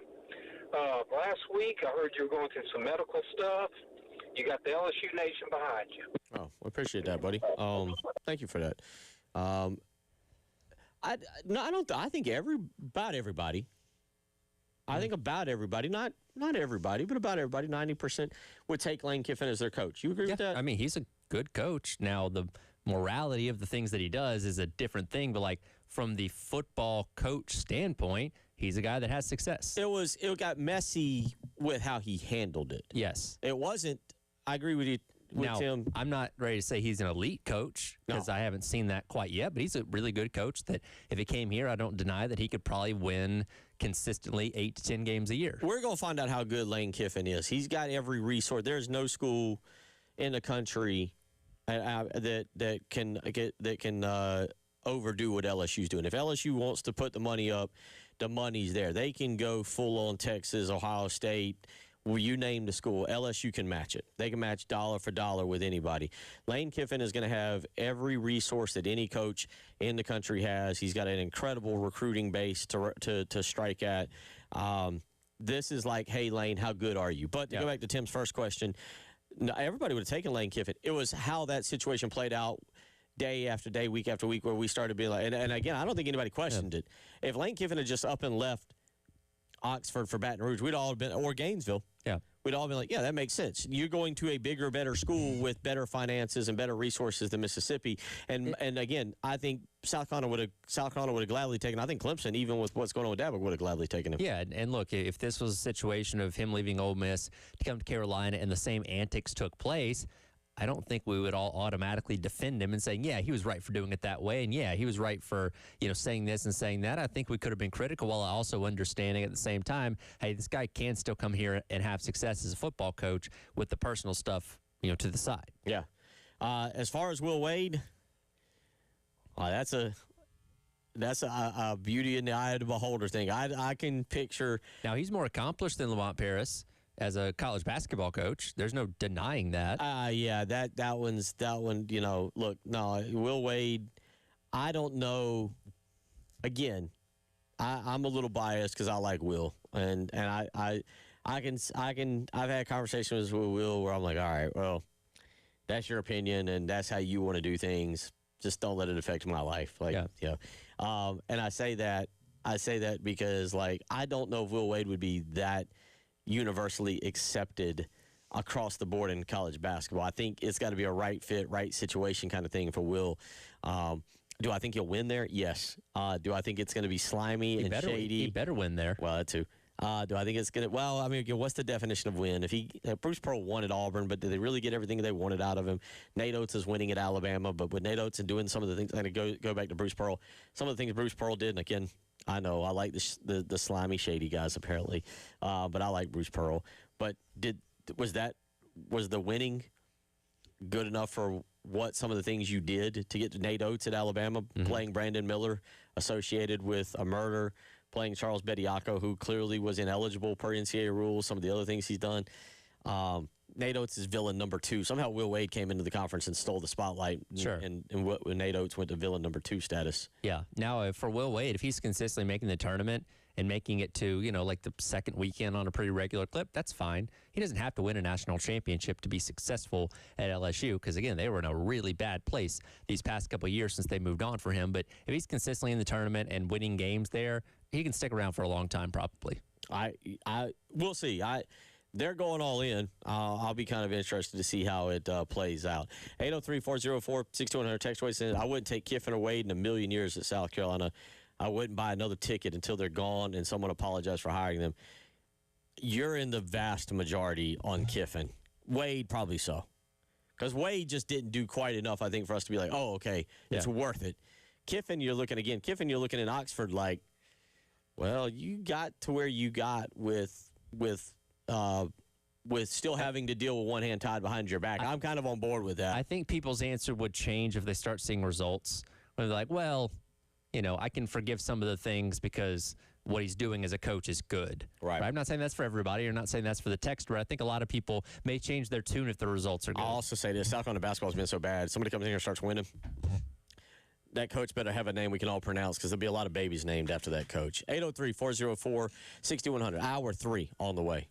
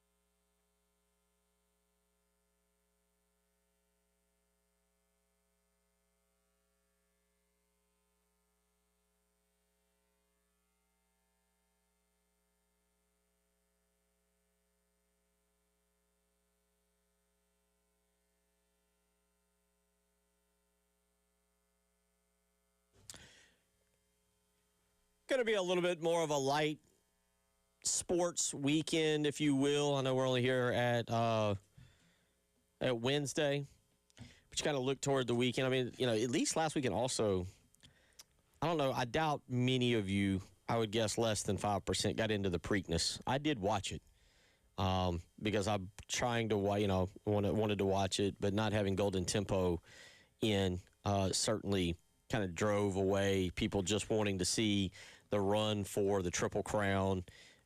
They were doing something different. I'm not going to lie to y'all and try to lie and say, oh, yeah, I was all into the Preakness. I was keeping up with it.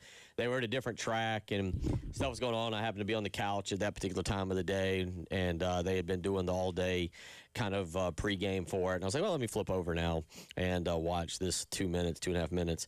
So I took it in. But you look at this weekend, and you're not going to have South Carolina baseball. If you want to get into it, I say that because Florida-Vanderbilt should be a good game right here. Florida has jumped out to an early lead, 2-0 in the first inning there. But Tyler, we start to head into the summertime months. Right. Memorial Day weekend. Now you got Indy 500 this week. Yep. I believe this is where Patrick Pratt came in handy. I believe we had lacrosse national championships this weekend. Sure. Do we have any food eating contests this weekend? No, next one's not till 4th of July. And then you got NBA and NHL playoffs. And then if you want to go down the path, Braves win last night, by the way. They rally 8-4 victory for them. But how about that? Yeah, the NHL playoffs, or at least for Carolina, gets going again tonight. So count me in, ready to go. Canes, Montreal, all set. Actually, that's tomorrow night. Tonight is Vegas, Colorado. That's right, I had them backwards. Vegas, Colorado tonight, 8 o'clock. That'll be a really good series as well. Yeah, you're getting down to the end of, both the NBA and NHL playoffs, though we still got like a month plus to go before we decide who those champions are going to be. But, yeah, you're getting down to the end for the final handful of teams there, so that's exciting. Usually gives you like a game to look forward to each and every day, or 2 games if you're going back and forth between both. Again, baseball, we're not even in the dog days of summer yet. And if you're a Braves fan, it's obviously fun watching them have the success they're having early on this year, but there's still a lot of baseball to be played. So, again, you don't get high or low about one particular game. They lost 12-0 the other day, and I wasn't freaking out about it. Right. And they won yesterday and got themselves back on track. But, again, not as consequential as something happening later in September. So it's to each their own in terms of what you're into. Again, this weekend from a motorsport standpoint is huge with the Indy 500 and the Coke 600, so that'll occupy my entire Sunday. I was going to say, are you going? I'm going to the Indy 500. Okay. So, yeah, we're flying out Saturday. I won't be here Tuesday. We'll be flying back that day. But, yeah, looking forward to my first experience of the largest sporting event on earth. Well, we look forward to hearing about it. So, you got that going this weekend. Again, no Gamecock baseball as they wrap up the season mercifully. 11-6 yesterday, and after the game, this is going to be clip number 1, Dave, if our computer's working. This is Monty Lee giving an overview of the loss. Congratulations to Tennessee. They did such a good job tonight offensively. A lot of 2-strike hits. They did a great job of just using the whole field, offensively. Hit a lot of balls hard the other way. A lot of 2-strike hits. I just thought they did an outstanding job offensively. When you're down. And we did make a couple plays early in the ball game, but ultimately, the difference was, when you give up, 6 in an inning, a big inning there early in the game, and you get behind, it can make it really, really tough on you. And I thought our guys, we responded pretty well offensively. I thought we had a pretty good offensive night, especially with this guy to my right, Pat Evans. I think everybody got a chance to see just how special an athlete he is, and when he puts it all together, he's a very dynamic player, and it certainly showed tonight. But I thought we swung the bats pretty well. 11 hits, 6 runs. Needed to be better defensively. We needed to make a couple plays that we didn't make, but ultimately we just got hit, and we gave up too many hits, too many runs early in the ball game. We fell behind. We didn't do a good enough job of executing 2-strike pitches, and ultimately, when you fall behind against a good club like Tennessee, it's going to make it tough. But they were the better team, and wish them well moving forward. I used the same analogy with Jack earlier. You like going to concerts, right? I do. So when you go to a concert, especially if it's a band that's been around for a long time, you hope they play the hits. You hope they play the things they're most known for, their top-selling songs or songs that get played the most on the radio and all those kind of things. Watching last night's game between South Carolina and Tennessee, I felt like this baseball team played its hits for this season, where you struck out a bunch, your starting pitching was bad with Brandon Stone, you committed a ton of errors in that game, including maybe the worst error of the entire season. That's right up there with the bunt double against LSU a couple weeks back. It's just like, oh, yeah, I've seen all this throughout the season. Just give me one more run of it in a 9-inning game. By the way, 4 unearned runs allowed last night. 3 errors. 3 errors. For the record, I just went back and looked. The final game of the Palmineri era, 2 errors. I go back, and Preston and I had this conversation when Palmineri was hired. And I remember we thought it was a good hire, would at least put South Carolina on stable baseball ground. They would be competitive. Obviously, none of which came true. But one of the things we were more than certain about, more than guaranteed, is that fundamentally this team would be sound. And if you remember, in one of the final SEC and I guess the regional series for South Carolina in the Mark Kingston era, there was some base running blunders and some errors that occurred over those two, the SEC tournament and then the regional, Tyler. And I say all that because we were like, well, with Palmineri, it's going to be fundamental baseball. They're going to get it fixed. We thought. They never got it fixed. And last night, you mentioned it, just some absolutely ridiculous things that don't even happen in Little League. I thought the failed rundown when Tennessee scored their 9th run in the middle of them scoring 6 runs there in the bottom of the 4th inning. Scobie grounds the ball at short, throws it home, and in the process of trying to get the ball out of the glove or whatever, Luke Roy drops it, and then Zach Russell comes over. Then they're falling on top of each other, and Tennessee runner scores. I felt like I was watching a Three Stooges skit. I just needed the sound effects of, the slipping and the bonking of heads or whatever, because that's what it looked like. It looked like a comedy skit within that play. Yeah, it was unfortunate. I say that. I mean, it was unfortunate in the way that looked and not the way you wanted it to play out. We'll see. I'll be honest. We've talked about Founders Park yesterday and what needs to be fixed. We talked about the pitching today and trying to get new guys in there. And then you look at just the field and cleaning up, just being fundamentally sound. I mean, again, this team, not that maybe it makes a difference, maybe it doesn't. I don't know. But the first game of the Monty Lee era, South Carolina's got Arkansas dead to rights, and it's a simple throw and catch from KJ Scobie to first base, and they don't make it, and South Carolina ends up losing that game.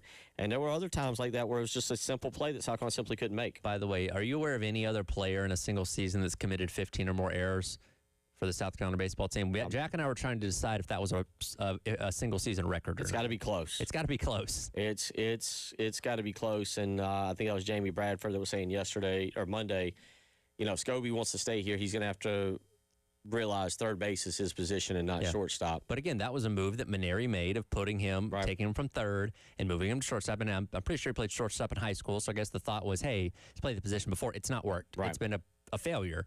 And again, for whatever reason, he's better at third. So if he's going to stay, that's where he needs to be. So anyway, but that was part of it. After the game, a little bit more from Monty Lee. But here's one I think, we kind of put a wrap on all of this. And he was asked what needs to happen for South Carolina to be successful again. It's about 2 minutes, a little bit longer. You've heard some of this from Monty Lee already, but this will be one of the final times you hear from him. Here is him talking yesterday after the game. What needs to happen for South Carolina to be successful in baseball again? Yeah, and I know I've said this a few times in different interviews, but whoever the next leader of this program is needs to build a program. Okay, and I feel like in the last few years, and I understand why, because I've been right in the middle of it.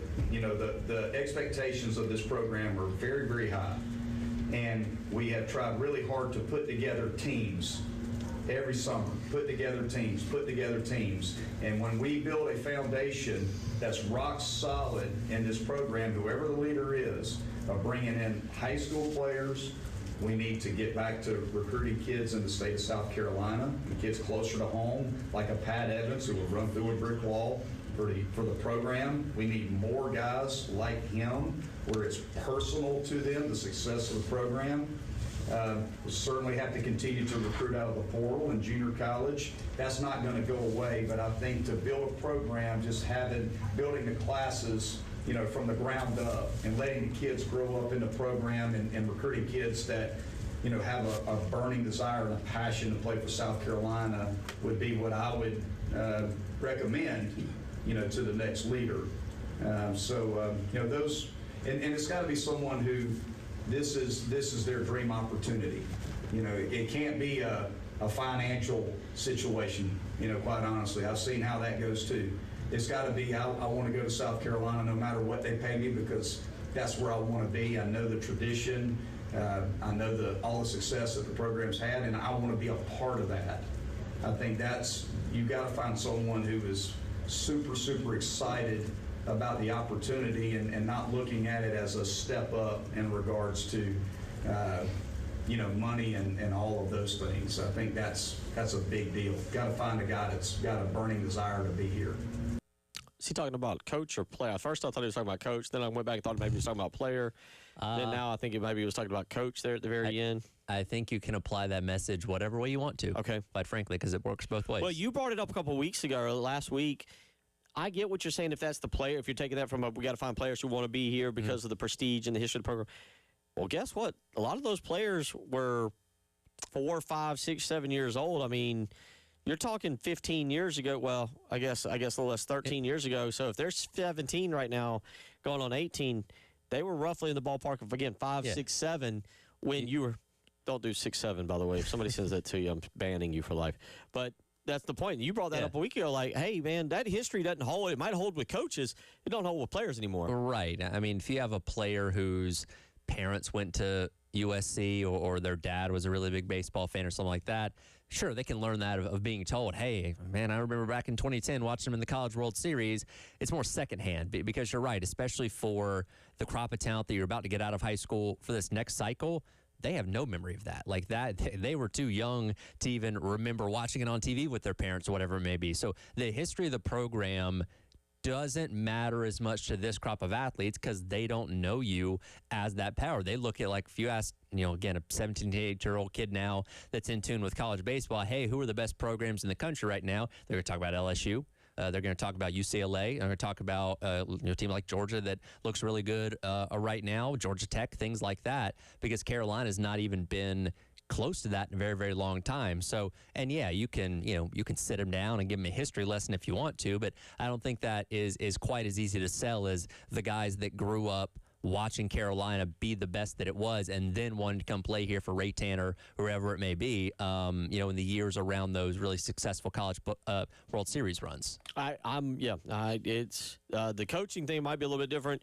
The players, you got to rebuild history and tradition to get guys to go, oh, good things happen there. Now, for a coach, you can have a guy that really wants to be here that you also make very much worth their while when it comes to money, right? Because I look at a Dan Fitzgerald who is doing great things at Kansas, but I feel like you have a higher upside at a place like Carolina, given what's going to be given to you resource-wise, given what the tradition of the program is, and how successful you can be if you're the right coach, in addition to him likely making, $1.5 million here if he decides to come compared to $850K at Kansas. Yeah, he will substantially raise what his pay level is, if that is what. Now, is he comfortable in Kansas? Does he feel like that's the place where he can grow he and his family and get his money up to where it is now? And obviously, we just talked about it, or we talked about it a few hours ago, but do it with a lot less pressure. Right. A lot less pressure than what he would face at the University of South Carolina. 803-404-6100. Pete Thamel has an article on the Big Ten meetings. We'll talk about that. We've been texting it.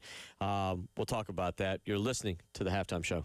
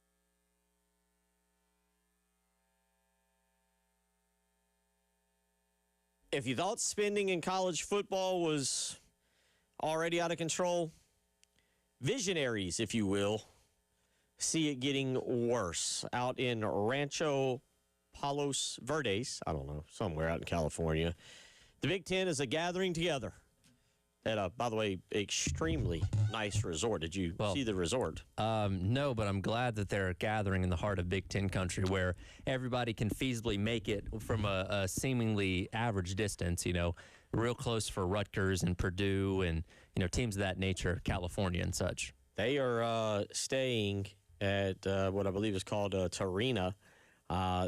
Stuart Mandel tweeted out basically the cost per rooms per night. He put the little calendar up there. So let's just say you and the significant other want to go out here and stay at this nice luxury resort at the end of June. It feels like a good time to get away. Right before 4th of July, chance to get away from the family and everything. Cool. You can go on a Monday. It'll only cost you $1,029 per night. Good news, it dips down to $750 on a Wednesday. And if you're looking for that weekend discount, they got that taken care of for you, too.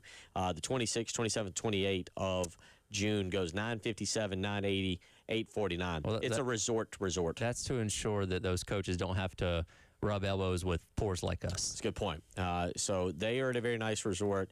And what is being discussed is, how much money may break the college football system. And the buzzword, and prepare yourself accordingly for the next, according to ESPN, prepare yourself accordingly, is unsustainable.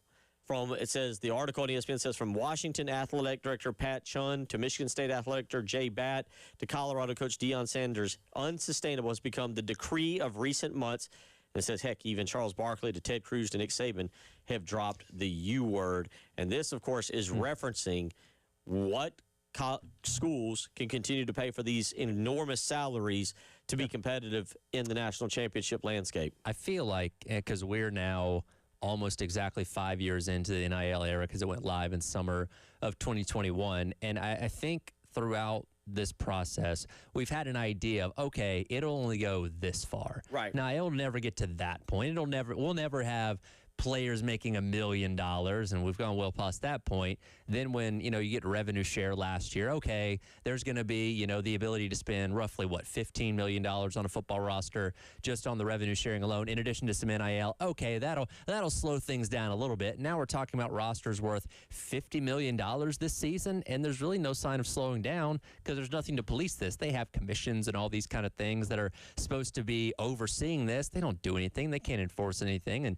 certainly the NCAA can't either. So if you're a school like Texas or Ohio State or UCLA or whoever that says, hey, we can get $100 million to spend on our football roster, there is nothing stopping you from doing that. Now, the question is sustainability, because you can't do that every single year. That money has to come from somewhere. But in the short term, when you're trying to win, yeah, absolutely. Get all the money that you can. Let me read you a piece of this column here. Again, this is on ESPN.com. is where you can go check it out. It said, heading into the 2026, let me go back one. It says, how much has spending spiked? Consider that Ohio State's 2024 football roster, y'all remember this, by the way, consider that the 2024 Ohio State football roster that won a national title famously cost $20 million. Yep. At the time, this is according to the ESPN article, it was branded with the zealous clutching of pearls at the outrageous amount. Goes on to say, heading into 2026, that $20 million is considered the minimum cost of doing business. Few teams in the 18-team Big Ten aren't spending at least $20 million, and those not in that neighborhood are projected in the teens. The conference standings for 2026 says the new frontier for a football roster is flirting with $50 million per season. It also goes to say that men's basketball rosters are rocketing past $20 million. Yep. I'm not surprised by this, and while we don't have an exact number, I can't remember what show it was on. It may have been with Andy and Ari on 3, but Signetti was asked, like, hey, were you guys at NIL-wise last year? And he didn't give the specific number, but he said they were closer to $15 million than $40 million. So if you do the math there, you're still talking about the mid-$20 millions in terms of what they spent on the roster. It wasn't the most, and they still won the national championship, but they weren't exactly hurting for dough either. So if you want to be competitive, if you want to put yourself in the space to compete for a national championship, you got to keep up with the Joneses, which right now looks like spending in the neighborhood of $50 million. What also is happening here in the Big Ten is they're trying to discuss, at least get a grasp on maybe a salary cap.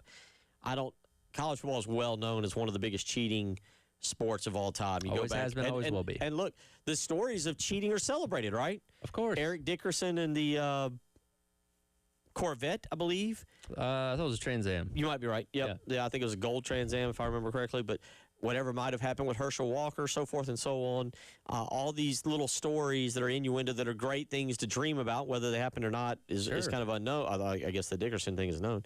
But you know that even if you have a salary cap, schools are going to work their way around it. Exactly. And that's where we're going with this. You can't – how do you enforce a salary cap if you don't have a CBA? Because that's how professional leagues do this.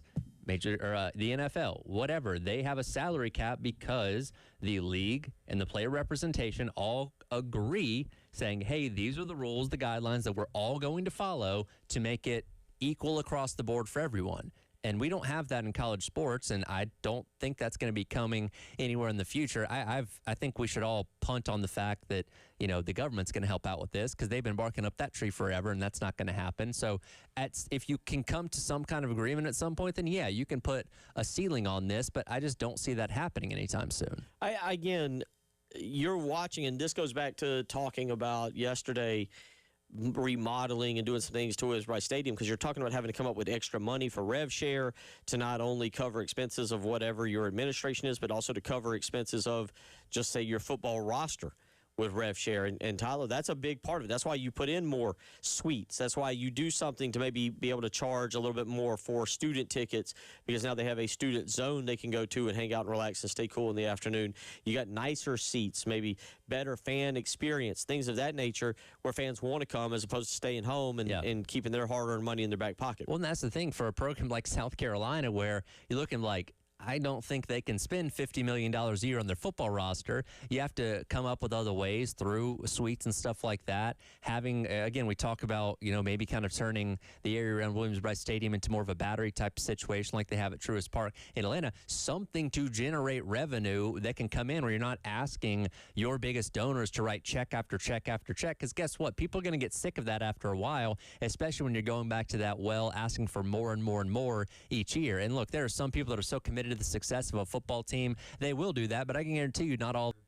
You're 100% right, and this is also kind of the final question from Ohio State Athletic Director Russ Bjork. He says, the challenge in our system is everybody wants to race to the top, but can you really spend to be at the top? You can't really say, well, that's not our aspiration. The aspiration drives a lot of uncertainty, and that, again, that's as old as time in our business. That's the thing. You want to be one of the big boys. You want to spend with one of the big boys, but can you really do it? And then can you say, well, you know, we want to be a winner, right? But we don't want to spend like a big boy winner. Listen, everything in college sports is an arms race, right? For a while before NIL, it was facilities. Okay, who can have the nicest locker rooms? Who can have, you know, a slide within their facilities, stadiums, those kind of things, uniforms. It's always been trying to outdo everybody else in some way or another, and now that's transitioned into how much can you spend on your roster? 803-404-6100. If you want to weigh in on that, we'll come back, stay on a little bit of football news. Some news out of Texas Tech as it pertains to something we mentioned earlier with the judge. We'll update you on that and continue the conversation on the college football playoff, which seems to be now boiling down to a good wrestling, what do we want to call it, a cage match. Everybody goes in. Mm-hmm. One guy comes out. Is that what we're coming to? Elimination Chamber? Elimination Chamber? Yeah, that's probably Thunderdome. Thunderdome. There you go. Thunderdome. All right. Yep. We'll tell you more about what's going on with the playoff when we come back. You're listening to the Halftime Show.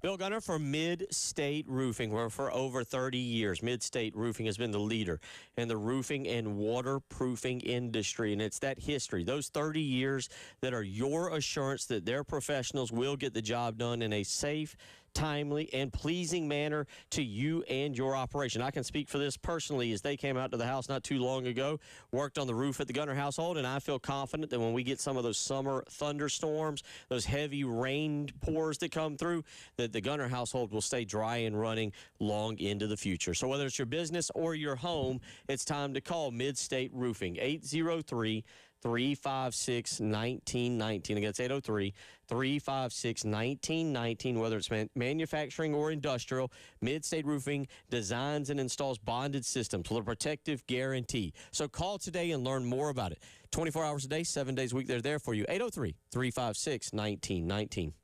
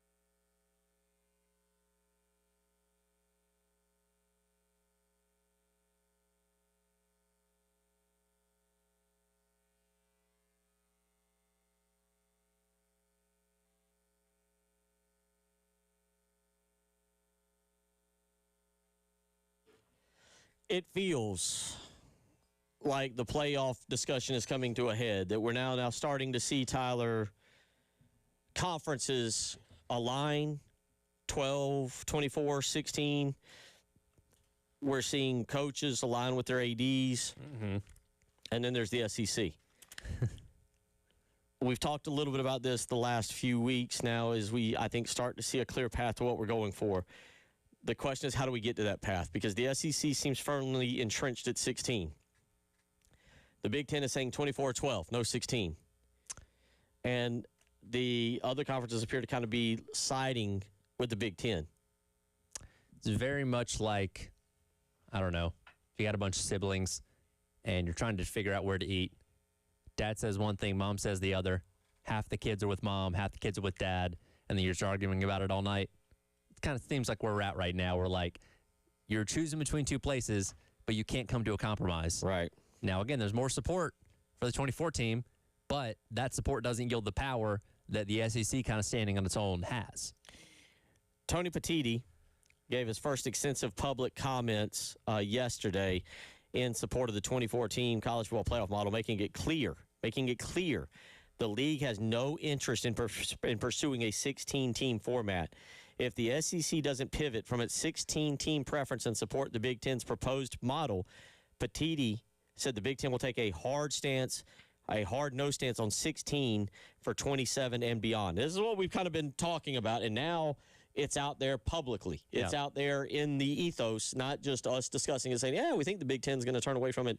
The Big Ten is basically saying, you come with us or else, and the SEC is saying, you come with us or else. Mm-hmm. Yeah, pretty much. Who wins this? Oh, God, I don't know. Because I don't think the SEC is going to change its mind. And, again, they can't go to 24 unless they agree on it.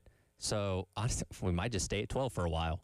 You know what I mean? Until somebody can convince Greg Sankey that it's in the best interest of the SEC, makes them more money, whatever that may be, to go to a 2014 playoff, I don't think he budges.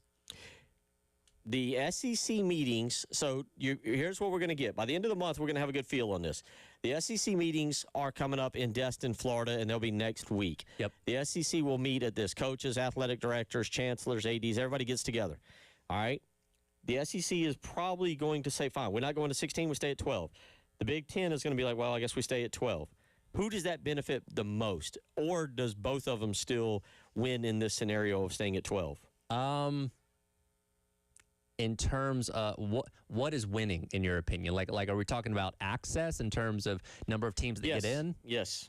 I think it's probably a flip of the coin, right? Like, I think you're making a fair assessment that both teams are probably getting in around the same amount of teams year in, year out. Now, the argument is, okay, if you went to 24, then, I don't know, if you're getting 7 teams in from the Big Ten and 7 teams in from the SEC, you're increasing your chances of winning the whole thing. Though I think we'd all be shocked at this point when a non-Big Ten or SEC team, now again, Miami nearly did it. They were close. But I think more often than not, you're looking at champions, again, on a 3-year winning streak now with the Big Ten, most likely coming from those two conferences anyway. Yeah. So I think this is more about just how many spots you can occupy in the deal. And I know the Big Ten initially, I think they've changed their stance on this, with 2014 playoff was more pro AQ, where you could guarantee spots in there. I think they've changed their stance on that a little bit because right now, have lock-in, conference champion, all that kind of stuff. But I think no matter what the number is, 12, 16, 24, the SEC and the Big Ten are probably still around the same number getting in annually. So, just a quick point. The players have no representation in this whole discussion? Not That at is all. correct. None whatsoever. Seems like they should have some say. Well, that would be a collective bargaining agreement, which would fix a lot of things, but we're not there. Here's the thing, Dave. I understand where you're coming from. I'm not going to say that they should, because at least the college model is designed for 5 years of eligibility and not like the NFL, 12 or 15. So, and I say 12 or 15, I know that the lifespan of an NFL player is a lot shorter than that, but you get the point. Like, once you get to the NFL, you can stay there, stay there, and stay there. Sure. Whereas you're going to constantly have a new crop of recruits coming through. I don't know how much say they truly get in this when if you have a guy who might be pushing one agenda, let's just use Arch Manning for this matter because he's a big name, and he's likely to be out the door next year. What does his point matter in all of this when he's going to play one season and we're looking at a long-term solution? But to your point, Dave, with other professional leagues, and let's call college sports what they are, professional at this point in time, when the NFL expands its postseason or goes to an 18th game, when Major League Baseball tweaks things to its schedule, the players are consulted because it's all a part of the bargaining agreement, and they get more money based on the revenue that's being generated by adding more games to the postseason, an extra game to the season, whatever it may be. So in other sports, yes, the players' at least opinions on this do count in because it's all under the structure of a CBA. We don't have that in college. So quite literally, this is just the leaders deciding what they want to do and basically saying, hey, the players are making their own money. They're going to make that regardless. We don't need to factor them in. Well, at least now, correct me if I'm wrong, player revenue, while rev share is in place, is not necessarily tied to any one thing like television money or advertising dollars. It's not, no. Well, so the rev share stuff would be the trickle down of like TV money and stuff like that. So indirectly, yes. But again, and as we see now with, $50 million plus rosters, that means rev share is only making up a small percentage of that. The majority of it is from outside sources, literally people cutting checks, business deals, whatever it may be. But the players will the elite players will wind up playing more games. They will. And face the possibility of injury ending their careers. Okay, but who represents them? Nobody. No, my point is, like, Dave, to your point, all right, what player is going to represent? Well, we need to come up with one. I mean, but he's going to cycle out.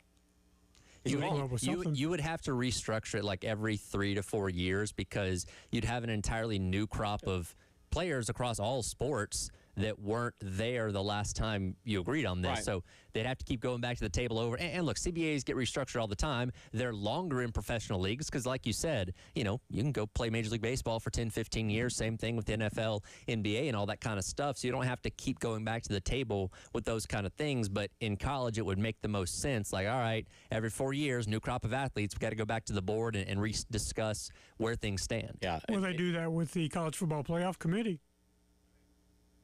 They bring new people in all the time. But that's a committee deciding on who gets in a format, though, not necessarily the revenue distribution and all that kind of stuff. It's all committees. Well, everything's a committee.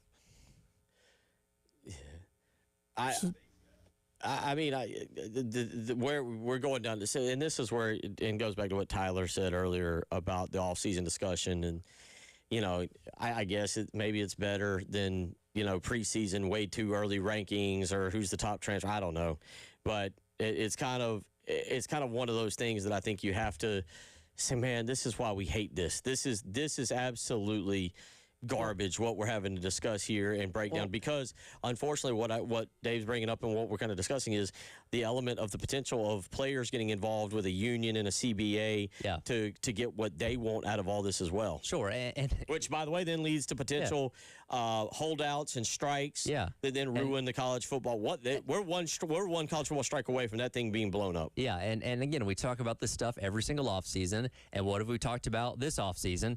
NIL. Conference championship games, expansion of playoffs, and we're going to talk about it more. We got 3 more months until the season starts. This is going to keep coming up because guess what? More people are going to talk about it. The SEC meetings are coming up in a couple weeks. We're going to have sound from Sankey, the SEC coaches. This is continuing to be in the news cycle until they figure something out. Right? Because again, we talk about things that are relevant to the sport. And as much as it may drive people crazy that it's the same things over and over again, this is what's most relevant to the sport right now. We have also, not today, but we have followed the Brendan Sorsby situation at Texas Tech. And just a little while ago, we made a joke as it pertained to the situation with the judge there, taking a picture with, I don't know. Red Raider Yosemite Sam. Yes. Now you got me looking up his name, Texas Tech mascot. But the masked rider. Very clever, by the way, on Texas Tech's part. But anyway, the Texas Tech mascot. They avoided the lawsuit from Looney Tunes. That's a good point. The masked rider, oldest mascot, oldest mascot. Huh, how about that? Originating in 1936, features a student wearing a red shirt, black cape, and chaps, leading the football team onto the field on a black horse. I hope he had something under those chaps. The good news is at least the cartoon figure here does. The judge in the case has announced just a little while ago he is going to recuse himself of this. Judge Philip Hayes, a Lubbock native with 2 tech degrees, did not give a reason. It's crazy. Weird. I wonder why. A replacement is to be picked by an administrative judge with degrees from A&M and Baylor, but not Tech. So now see, that's another point of contention because now you're bringing rivals in here, and they could have animosity towards the school. Well, Baylor's in the conference. A&M might be like, we don't care, we're bigger, better, and better. But it depends on how far back that goes. True. Like still within the state, and that's a school that from an in-state standpoint could be affecting yours. So now you bring in somebody that might be against the school. Oh. That's crazy how that works. I don't know out. if there's a fair judge in the state of Texas. No, probably not. It's crazy how that works out. A picture pops up of him flashing the little guns there with the masked rider, the Texas Tech mascot, and now he is recusing himself but not giving a reason in the Brendan Sorsby case. 803-404-6100 if you think of anything of that you want to weigh in on. We'll come back and wrap up the program. It's the Halftime Show.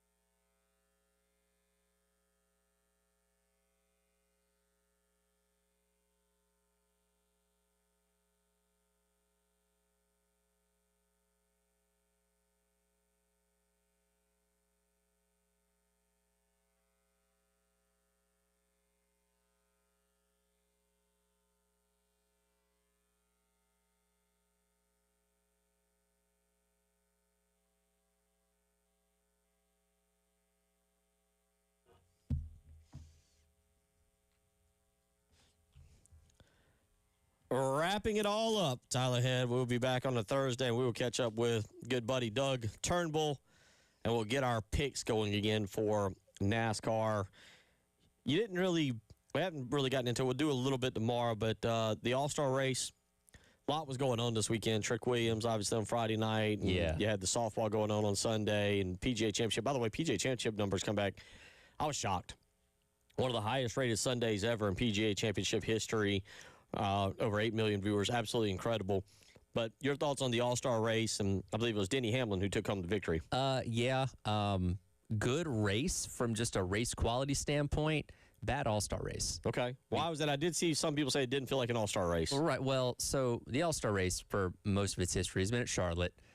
Started with COVID in 2020. They started moving. It went to Bristol, tried Texas a few years. They had a good thing going at North Wilkesboro the past couple of years, but they wanted to give North Wilkesboro a points race, which I'm excited for, coming up later on this year in July. And the All-Star race kind of had to find a new home, so they went Dover. Well, the problem is Dover is a track that doesn't always put on the best racing, and the track itself decided the format was going to be very close to what an actual race is there, because the All-Star race is typically very short, very quick, again, very small field, a lot of action, under the lights, that kind of stuff. They ran a race that was only 50 laps shorter than their points races have been. The final stage was 200 laps. And again, the race itself was good, but it didn't feel like the All-Star race. And the All-Star race should have a feel and a vibe to it that Dover can't deliver on. I've been in the camp of returning it back to Charlotte, running on like Thursday night, like tomorrow night ahead of the Coke 600, and make it a part of that weekend's festivities. But they need to go back to the drawing board because nobody had a positive thing to say about the All-Star event. Again, the race itself was good. I thought they did a good job. They put resin on the track, which is a compact compound that will spread the groove out, that allows you to run multiple lanes and creates better racing. You also had, with the way the format worked, you had cars getting crashed out before the main event because everybody was on the track at the same time. Because typically they run an open, which is cars that are not in the main event racing their way in. Well, this time they had everybody on the track at the same time. So you had a bunch of guys getting wrecked out.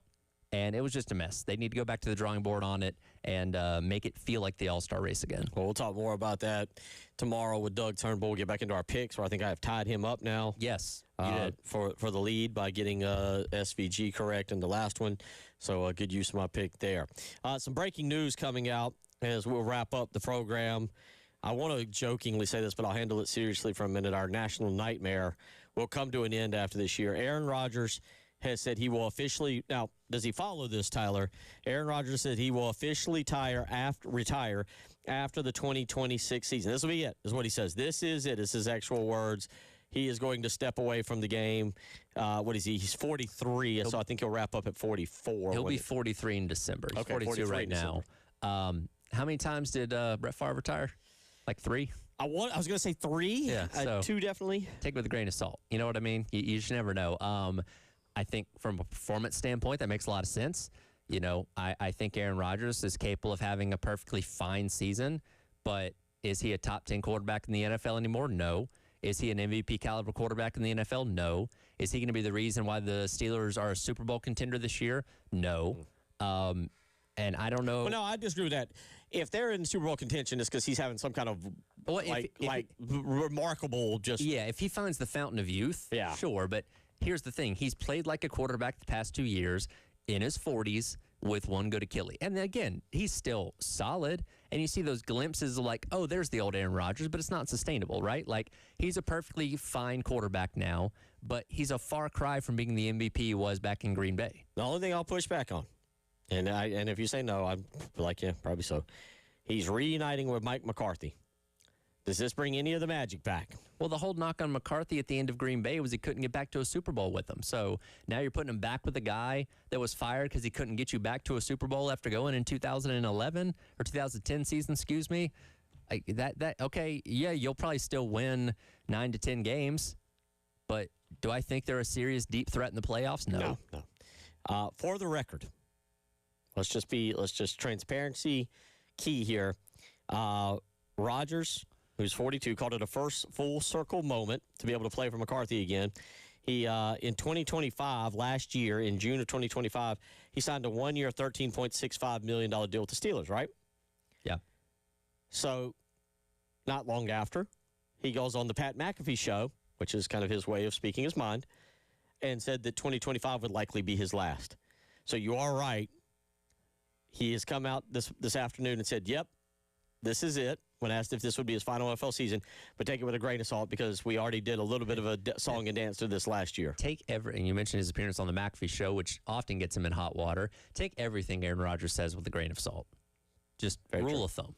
Very true. So 803-404-6200 if you want to weigh in on Aaron Rodgers. We'll wrap things up. Again, a reminder tonight, NHL, you got Vegas and you got the Avalanche. Should be good tomorrow night. Canes and Montreal, a lot of fun. Tonight, game 2 of the NBA Western Conference Finals. If you haven't checked it out, spend 5-10 minutes on it. It's worth it.